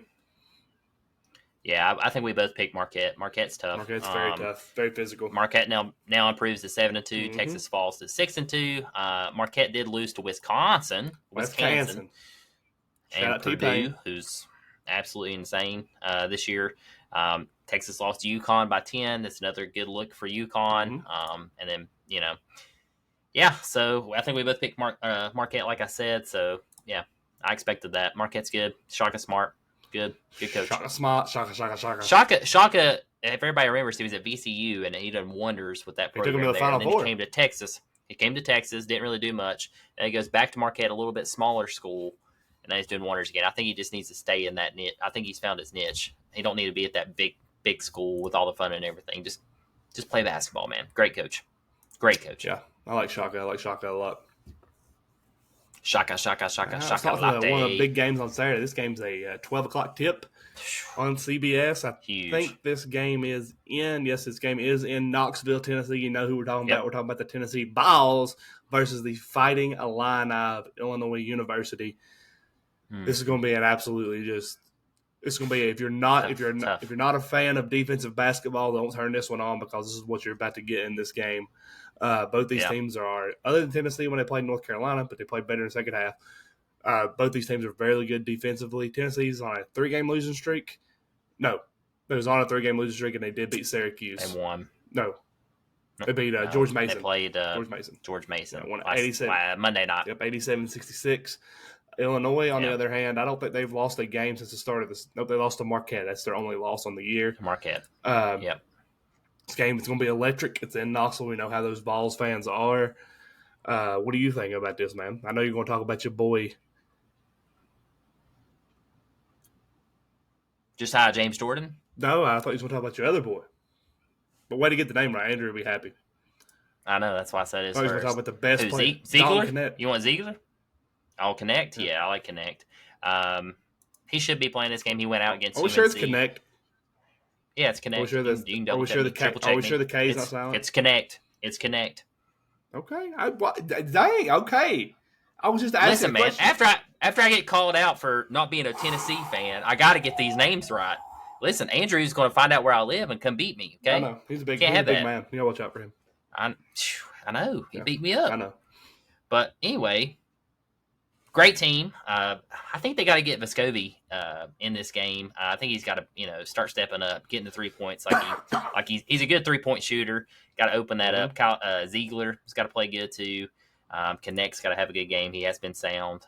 Again, I think the biggest thing that hurts Tennessee is no big man. Illinois don't really have that big man in this game. So I think Tennessee is a must-win game for them here, and they prove they belong in the top 25. And I think the Vols pull this one out. Low-scoring game, 56-48. All right, buddy. I hate to do this to you, but Illinois does have some big men. I'm going to throw him out there to you.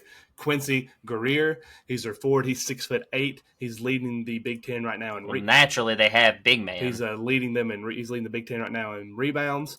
And then they also have 6'6" senior forward Marcus Dumask. They just played. Hang on, before I get lit up on that, they just played the 3 best teams with the 3 best big man, however you want to say that. Mm-hmm. I agree with you. So that's what I'm getting at. I know, and I think it continues in this game. I think Tennessee loses this game to Illinois very close. I think final score 62-59. Final score Illinois Fighting Illini. I'll be pissed. I think there's an issue with Tennessee when it comes to big men, and I think another guy to watch out for in this game. I think he's the better guard in this game is Shannon Jr. Terrence Shannon Jr. I think he'll be. He averages 21.6 points a game, 4 rebounds, 2.8 assists, and he's shooting 53% from the field. If you all play the way you did in the first half of the North Carolina game, at any point in this game, this guy's going to go off. But I think you all rein that in. You do have a great coach. Rick Barnes, don't let that happen again. So it is at home, but I do think Illinois wins this game. It's going to be a heck of a game. I bet that place, Thompson Bowling Arena, is probably sold out. And to any of you guys will know what the score of this game is before we do, but before you listen to it, if you look at the scores. But Colorado State almost lost tonight. They play in Denver University. It's 84-78 with 50 seconds to go. The game's not over, but put Colorado State on upset alert, a team that's been absolutely dominating people this year. Oh, another big game. I like this one. The Wisconsin Badgers versus the Arizona Wildcats. Yeah, Arizona hasn't lost yet. They're extremely tough. Wisconsin did already beat Marquette, who we just talked about, who's an absolute powerhouse, and Virginia, who is very, very tough. soundly. They beat Virginia by 20. Mm-hmm. They did lose to Tennessee by 10. So they're a little bit streaky there too. That's early in the season. But I like Arizona this one. I like everything I've seen from them. To go into Duke and beat Duke at home and give Shire his first home loss ever was impressive. And that team is very good, very senior leadership. Just sound, very sound. So give me Arizona this one as well. I think Arizona in that one. I think they're your favorite right now for the national title, just based off what I've been seeing. Just definitely a Final Four team. I think they're the only team right now, maybe outside of Kansas, that you can put a stamp on it and say they're a Final Four team. Arizona's just they're dominating everybody, and I think that continues here. I think Arizona wins this game pretty easy.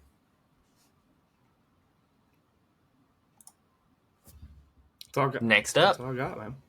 That's all I got. Short take. Wow. Alabama versus Purdue. Who you got? Oh, that's easy. Purdue. I'm sorry, this ain't Alabama football. This ain't the Alabama basketball team from last year. They lost way too much last year in the draft. They lost a lot. Purdue going to win this game. This game is played in Toronto. It's part of the Hall of Fame series. This game's played in Canada. And cool.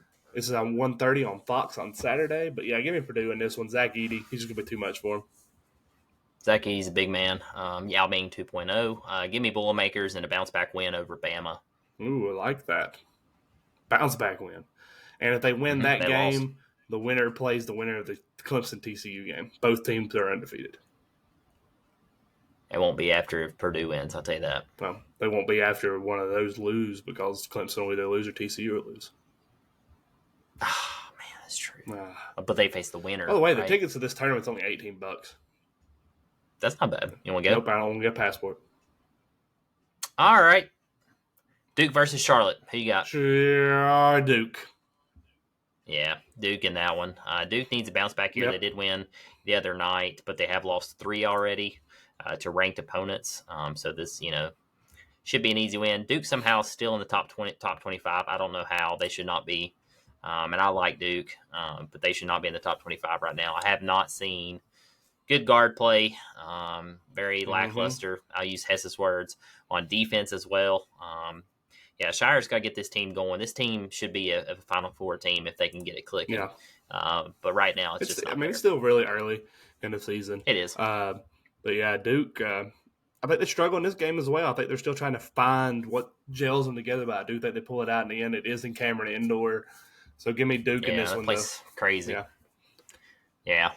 Hopefully. Duke and Charlotte. One more game I just want to go over. It's going on that same day. Number 16 Kentucky plays number unranked, but same 6-4 Penn. Wow, Penn's already played 10 games. Holy cow. This game is played in the Malone Classic. It's played in the Wells Fargo Center. I think I feel like that game could be on upset alert. I don't know. There's something about it that sticks out to me. Watch out, Kentucky Wildcat fans. You might get beat there. Back-to-back upsets? I don't know, maybe. They just lost to UNC Wilmington, too. That is true. That is very true. All right, man. Before we leave the college basketball, we had some big-time recruiting news happen today. The number 2 overall recruit in the entire country decided to sign with the University of Rutgers, or Rutgers University. His name is Dylan Harper. He selected Rutgers over Duke, Kansas, and others. This gives Rutgers 2 of the top 3 recruits in next year's recruiting class. He will be joining Arius Ace Bailey, which is the number. I think they got him ranked number 3 in the country. This is huge for Rutgers, this program. They have never had this great of a recruiting class or this top-notch talent coming in. Since ESPN and others kept keeping track of recruiting database, since 2007, they have only landed 6 top 100 recruits and only 1 inside the top 50, which was in 2008 and Mike Rosario. So this is a huge signing for Rutgers. And also, what's going on at Rutgers? What's in the water? Dylan Harper. He is the brother of Ron Harper Jr., who plays for the 76ers or the Toronto Raptors. And they both went to Rutgers, so there's family ties there. And from what I've been hearing, everybody knew he was going there, so this Ace Bailey was going to go there anyway, so he wanted to team up with him. Wow. Yeah. Watch out for Rutgers. Watch out, Michigan fans. Got another team in the Big Ten. Uh-oh. Michigan even play basketball this year? They got some. They're just too focused on football. Yeah, I don't even know. I think they fired Jawan Howard as basketball coach. They're probably up there calling timeouts that they don't have. Probably they're looking at the plays. Yeah, something like that.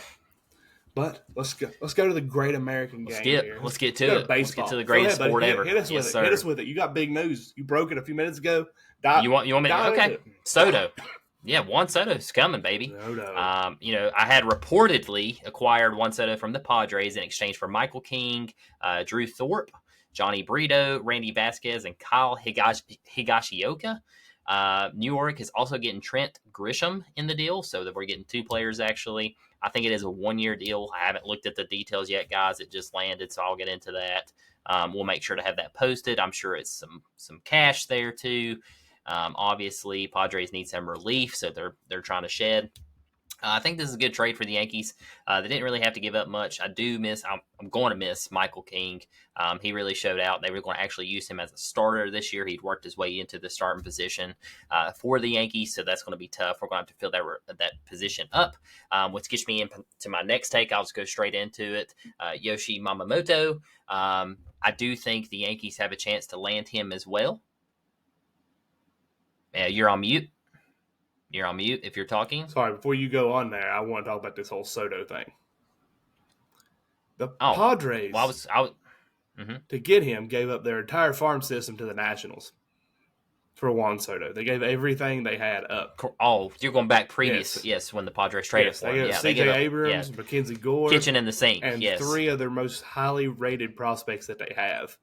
No, they're setting ugly next. Yeah, and this only get them a year and a half with Juan Soto, and now they've traded him for probably, I will say, the scraps of the Yankees, because the big time players are there for the Yankees right now. Because they should have, Juan Soto, if you get this trade back, they should have got Volpe, they should have got the Martian, they should have got probably Gleyber Torres. They should have got some big time players out of this, and they got hosed in this whole entire thing with Soto. Soto he took the money and ran. It is still saying, don't blame the guy. Soto is still saying he does not plan to stay in New York past 1 year. This is not his primary destination. That just reported on ESPN. I was reading an article here. This is produced by Aldian Gonzalez. He's an ESPN staff writer. There is no indication that Soto will sign anything more than the 1-year deal that he's got. The Yankees are paying the rest of his $250 million contract, so they swung that one. You did talk about Verdugo getting him. I did see y'all are not getting rid of Stanton, but I mean, you all won this, I believe. But I think that's a win. I mean, like I said, I hate giving up Michael King because he is established in this list. Johnny Brito, it was his first year getting called up. He looked okay. I think he ended up getting 1 win or 2 wins on the year. So still very young. Randy Vasquez, not much on him either. Kyle Higashioka is absolute garbage. And Drew Thorpe is coming up through the minors. So we don't really know what these guys really can truly do. They haven't proven it like Juan Soto has in the majors. I mean, you got to remember what Soto did when he's at Washington. Even with the Padres when he's healthy. I mean, this guy bats 300. Like you said, he should hit 40 home runs. He is left-handed. There's a fun fact here about Soto, too. I'm excited. He declined a 15-year, $440 million deal with the Nationals before they traded him to the Padres. He was like 19, right? I mean, he was like the youngest player to ever get that offer. Let's see. Hold on. I got it right here. So he debuted at 19, but that deal was offered to him debuted at 19.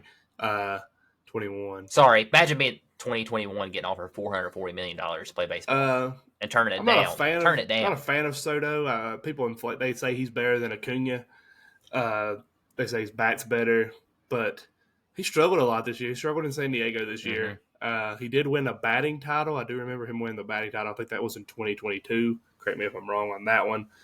But like it says right here, it says, the playoffs or the 2023 season was thoroughly disappointing. So this is going to be interesting to see. This is the Yankees swinging high risk, high reward pick right here, or trade to make. Because they're picking up that contract too, so that sucks. But if he stays healthy, I think this is a great trade for the Yankees. Does this take you out of getting Yamamoto? No, they're coming swinging. They got the money to do it. They can do it. They're actually meeting with him Monday, is what I was reading. The Mets met with him today. The Mets actually met with him last week in Japan. Well, they met with him today too. Ooh. The owner did. Oh, that broke today that he Cohen. met. Cohen. It says Steve Cohen traveled to Japan to meet him. That was last week.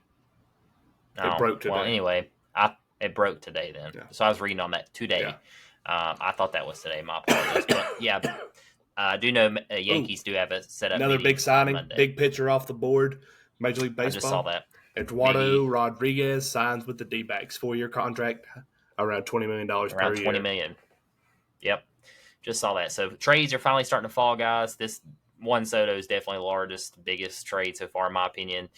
We did see Craig Kimbrell signed a 1-year deal with the Orioles. Mm-hmm. He's 35. I think he got $24 million left on his other contract or somewhere in the low 20s. Still very good contract for him. That will be another closer for the Orioles. The Orioles are smart, building up that bullpen again. You did mention, too, I want to stay in the Yankees real quick for Verdugo. He did sign with the Yankees, hit .264 last year, 13 homers, 56 ribbies with Boston. Fun fact for you here in the Yankees-Boston rivalry, Billy Bowlen like this. This was only the 8th trade between the Yanks and Red Sox in the divisional era since 1969. That's a long time. I was shocked last night when that trade went down, but it just don't happen. Oh, yeah, that never happens. When they're like, yeah, Boston traded New York, I was like, what? That's crazy. One of the biggest ones, of course, that we're keeping up with is Ohtani. Agent said, I was reading this earlier, agent said sometime this week. So Hess, you might be right. I'm thinking maybe Friday, maybe? Could be. I was Thursday, thinking Friday. I was feeling like we may have already heard Tomorrow? something about it, but we'll see. I think now that later this week. Stuff's starting to happen. Stuff's moving. Yep, so I feel like which these guys, still have about 3 weeks left that they could really, play this out. So I think they need to take all the time in the world and really, make a sound decision and, try to go somewhere they can win a title. I'm still thinking that he's leaning towards Dodgers and Blue Jays. That's his top two. He loves that Blue Jays facility. Dodgers are hot on Ohtani. I still think he stays out there, but we'll see. Yeah, I mean, I think the Blue Jays got to make a move here. I think Boston needs to get moving here too because you got the Yankees and the Orioles doing things. And you got the Rays depleting their roster. They're also they've got Randy Ozarena on the trade block. So the Rays are depleting people. The O's are grabbing Kimbrell to bolster that really good bullpen. Yep. The Yankees going out and getting Soto. I don't know. I personally feel like this Soto deal takes you all out of Yoshi. I don't see you all getting Yoshi now. I see him signing with the Giants, and I've been seeing a lot about him going to Boston over the last couple of days. One guy people keep forgetting about is Jordan Montgomery. If the Yankees can swing that again, I think we'll be fine because Jordan Montgomery is a Michael King 2.0 in my opinion. Kind of the same. He'll give you the same style pitching. I just don't. I mean, it would fit you all, but I just don't see him going back to a team that didn't believe in him. No, he said he would come back to New York in a heartbeat. We did everything for him. We gave him everything he wanted. It was just trade time. It's business, baby. So like they're saying Montgomery's leaning toward, I'm saying that now, I just looked it up, Angels, Rangers, and Mariners. And Yankees are his 4. In no particular order. Right. Yeah, 1 through 4. The Yankees are still on that list. It's kind of went quiet, is what I'm saying. All the talk's been around Yoshi. So, which rightfully so. I mean, the dude's 25, and I read too that he's probably going to get $300 million. So, if I'm Yankees, I kind of don't want to do that. I mean, now you've got $250 million. What'd you get for on top of Judge, on top of Stanton, on top of Cole? Like, if they get him too and they don't win a World Series next year, I think I should quit being. Here's the thing: you've got Judge in there for $400 million per year or for his contract. Soto is going to want the same contract because Soto thinks he's the best player in the league. I mean, he turned down the 15-year. He turned down the 15-year, $440 million deal with the Nationals because he said he deserves $700 million, and that was when he was with the Nationals. And now he's in New York where big money is. Who do you keep? You keep Aaron Judge hands down. He's a captain. What if Soto comes in and outperforms him? You still keep Judge. Do you trade Judge for prospects and better player? Do what the Padres just did with Soto? Absolutely not. Absolutely not. What if Soto? Judge not going What if nowhere. Soto just blows up, hits over 300, hits 50 bombs, which he could? If he does, why can't he stay on the team? I'm saying Be a team player, man. won't. That's not who Soto is. He wants to be that guy. And I mean, could you see him taking over as the guy in New York? Not right now. Not with that. But what if he led y'all to World Series next year? He's the guy. Reason Judge gets hurt again. He gets typically like he usually does. He gets hurt, and Soto just leads you all, wins the MVP, and leads you all to a World Series title. And at the end of the year, I love Soto, and at the end of the year, he's wanting I love him, but he's wanting $700 million, and y'all can't swing it unless Judge restructures or you trade him. What do you do? Judge is that type of guy. I think he would restructure for the team because he's a team player. He's the captain for a reason. Stand-up guy. He's way better than Soto as far as personality. You can just tell. He's not an eye player. He's a team player. So, all mad respect to Judge. I'm a huge Judge fan. If Judge did end up leaving New York, I mean, I think I got to go where Judge goes. I think I turned into a Carmelo Anthony fan like we did with basketball with Judge. I love Aaron Judge. Not a fan of Judge. I think you'd be. He's great. I think you'd be disappointed if he left the Yankees and goes to a field that actually has real dimensions. Extremely. You're saying because dimension. Here we go again with the dimensions crap. Yeah, I've went over this. He would still have hit 60 homers, and any other ball field. The dude can hit home runs. The Yankees also lost 3 pitchers in the Rule 5 draft. Mitch Spence, Matt Schuler, and Carson Coleman. The 3 pitchers was for Verdugo. These pitchers were the Rule 5 draft pitchers, though. You all lost these because you didn't come to an agreement with their contract. These 3. But we also lost 3 pitchers to the Red Sox for Verdugo. Yeah, Mitch Spence went to Oakland, Matt Schuler went to Kansas City, and Carson Coleman went to the Texas Rangers. Wow. That just popped up on ESPN as well.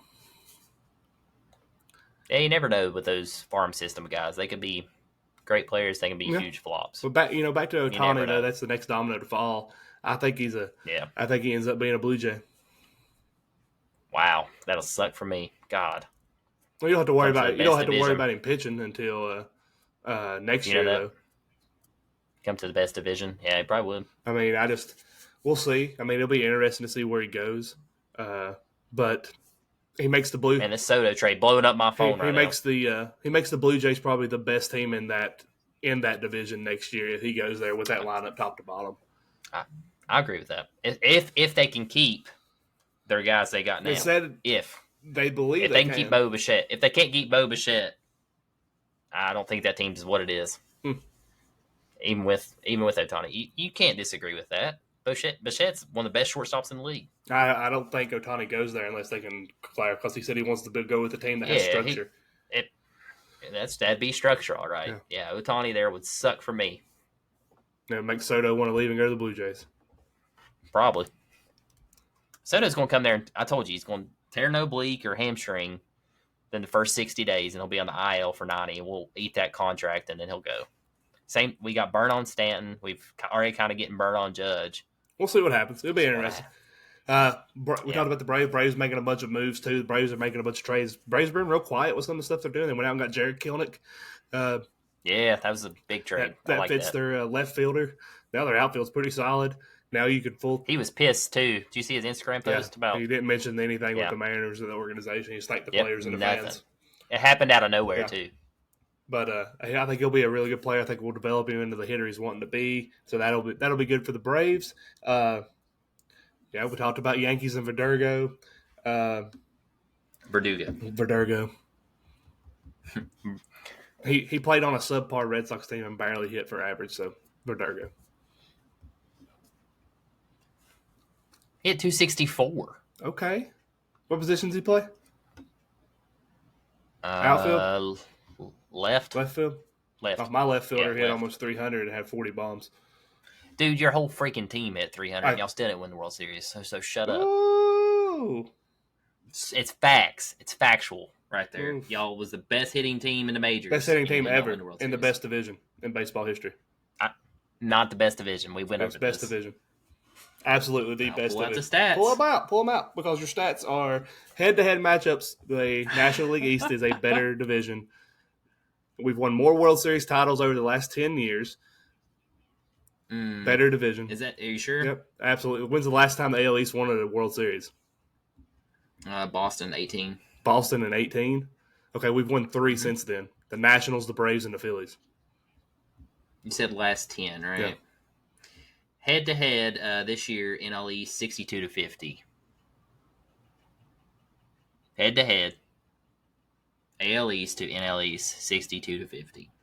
Yeah, the National League East was a better division. We had more teams in the playoffs. AL East percentage versus NL East was .554 to .523. Again, that's a better percentage in case you need to learn math.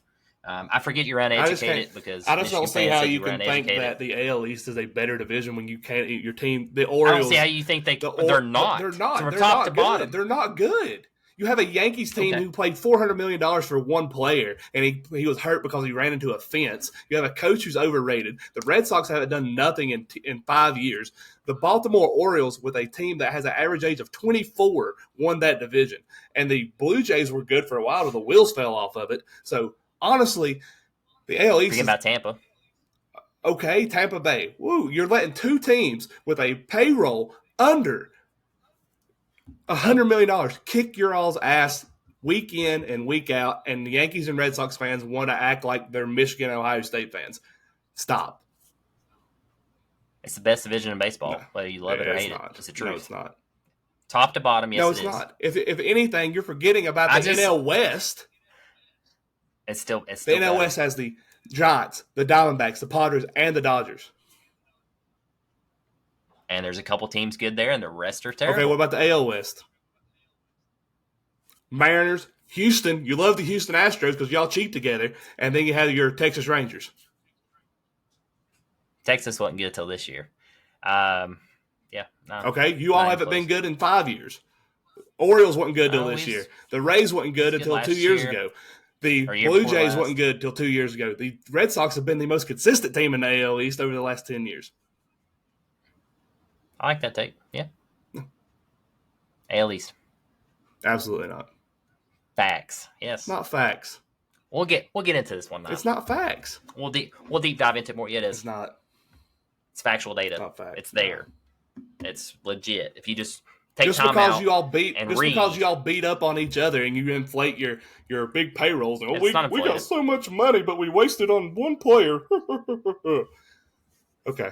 Man, you really hate the Yankees, don't you? I've always hated them. Them and the Phillies. Yeah, me too, man. I hate that for you. I hate Philly too. God, Bryce Harper, absolute brave killer. Yeah, killed y'all this year. Sorry, I'm choking. When's the last time y'all made a meaningful game in October? Last year. Year before last. Yeah, how'd that go? Oh, you have to use your Apple Watch to cheat and get signed so you all actually know how to hit in your Little League field? I'm going to have to pull up because if you pull up the stats, I got it pulled up to you here. We can find it somewhere. Judge wouldn't have ever hit 60 home runs if he played in any other stadium in Major League Baseball. I think it was over 60 still. No, yes. No. The year that you all broke the record, if he wouldn't have played a single game in Yankee Stadium, he would have only hit 48. I think I need to look at that stat again. Okay. I think you're wrong. Okay. I think you're wrong. I think it was 60 is what they listed. He wouldn't have broke the record, but he would hit 60. It was only like 2 parks that it would not have been out. Man, what a take. I got off the rails. God, Hess coming at my Yankees. I can't stand it. Freaking Braves fan. Well, it's actually the Red Braves Sox. They're actually for 20 years. Wasn't relevant for 20 years. We've won more division titles than any team in baseball. So, yeah, but you weren't relevant for like 20 years. We only were off for 8 years. 8 years there that we didn't win a division. 8. Sorry, 8 years. Yeah. Sorry. My entire lifetime, Absolute they've been garbage. nothing but division champs. No, that's all you done. That's what I'm saying. Irrelevant. What have you all done? We've won more World Series since the Yankees have. No, this ain't nothing about the Yankees. I was just saying about the Braves. I know, but you're talking about my Braves. I'm talking about the Yankees. Y'all had a couple good years here the past few years, and I like the Braves. I ain't got nothing against the Braves. But, yeah, the Yankees have sucked the past 10. I'll give you that. Sure. I didn't say they were great the past 10. I'm just saying sometimes you get a little cocky, like a Michigan fan, about your Braves. They're a better team than the New York Yankees. They don't cheat. They've never had steroids on their team. That you know of. They've never had steroids on their team. They never cheated.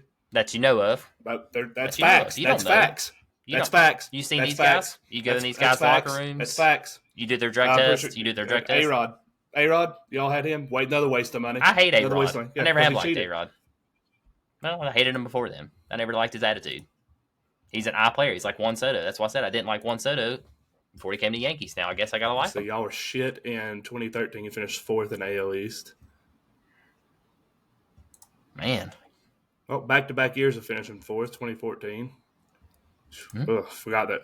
I'm still here. Oh, still 4th in 2015. So there's 3 consecutive years you finished last in your division. But don't worry, the Braves were bad then too. So sorry that was 20 years of bad for both of us. That's what you said. You said it was bad. You said your whole entire life. You were 32. You said your whole entire life your Braves were bad. No, I didn't. I said they were good other than 8 years of baseball. You said they've been they said they've been irrelevant for 20 years. 20 years, There's 4 straight years that you all finished 4th in the division. Up 2017, you finished 4th in the division. 2018, 4th in the division. So what happened in 2018, you was 4th in the division. Up 2019, 4th in the division. 2020, you finally turned it around thanks to COVID.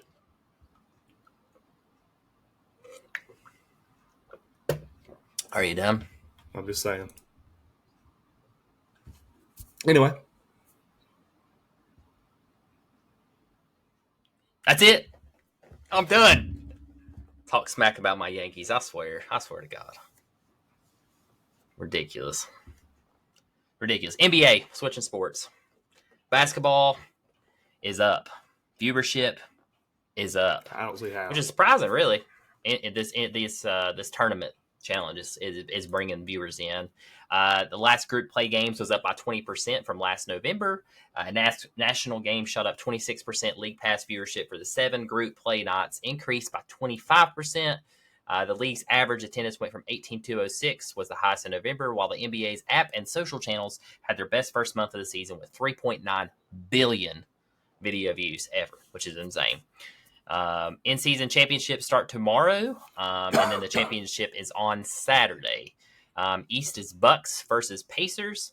West is Lakers versus Pelicans. Who you got? Pacers. Pacers are hot right now. Halliburton. Pacers are very, very high-scoring offense. Yes, they score amazingly high points every night. I like that take. Who you got in the West? Give me the Pelicans. They're exciting to watch. Pelicans. I like the Pelicans. They're playing without Zion right now. Lakers did beat the Suns last night. I know, right? He's constantly injured. You gonna hate on him? It's the NBA. Oh, not gonna hate on him. But yeah, the East. I like the Bucks. Dame played really good the other night. Had 28. Antetokounmpo had 35. Very sound. They look good. Bucks are in second place in the East right now overall, right behind the Celtics. Celtics were in this. They lost to the Pacers though last night because Porzingis was out. He's still out with that injury, so we'll see what happens there with the Celtics if they lose that first spot with him being out these next couple games. And then in the West, I like the Lakers. I like LeBron. I like AD. So give me the Bucks and Lakers in the first in-season championship game. Give me the 2 Ps, Pacers Pelicans. I like it. I like it too. 2 Ps for PP. PP. Yeah. PP, your take on baseball. Yep. Yeah, so anyway, final thoughts. What you got? Got a crazy stat here.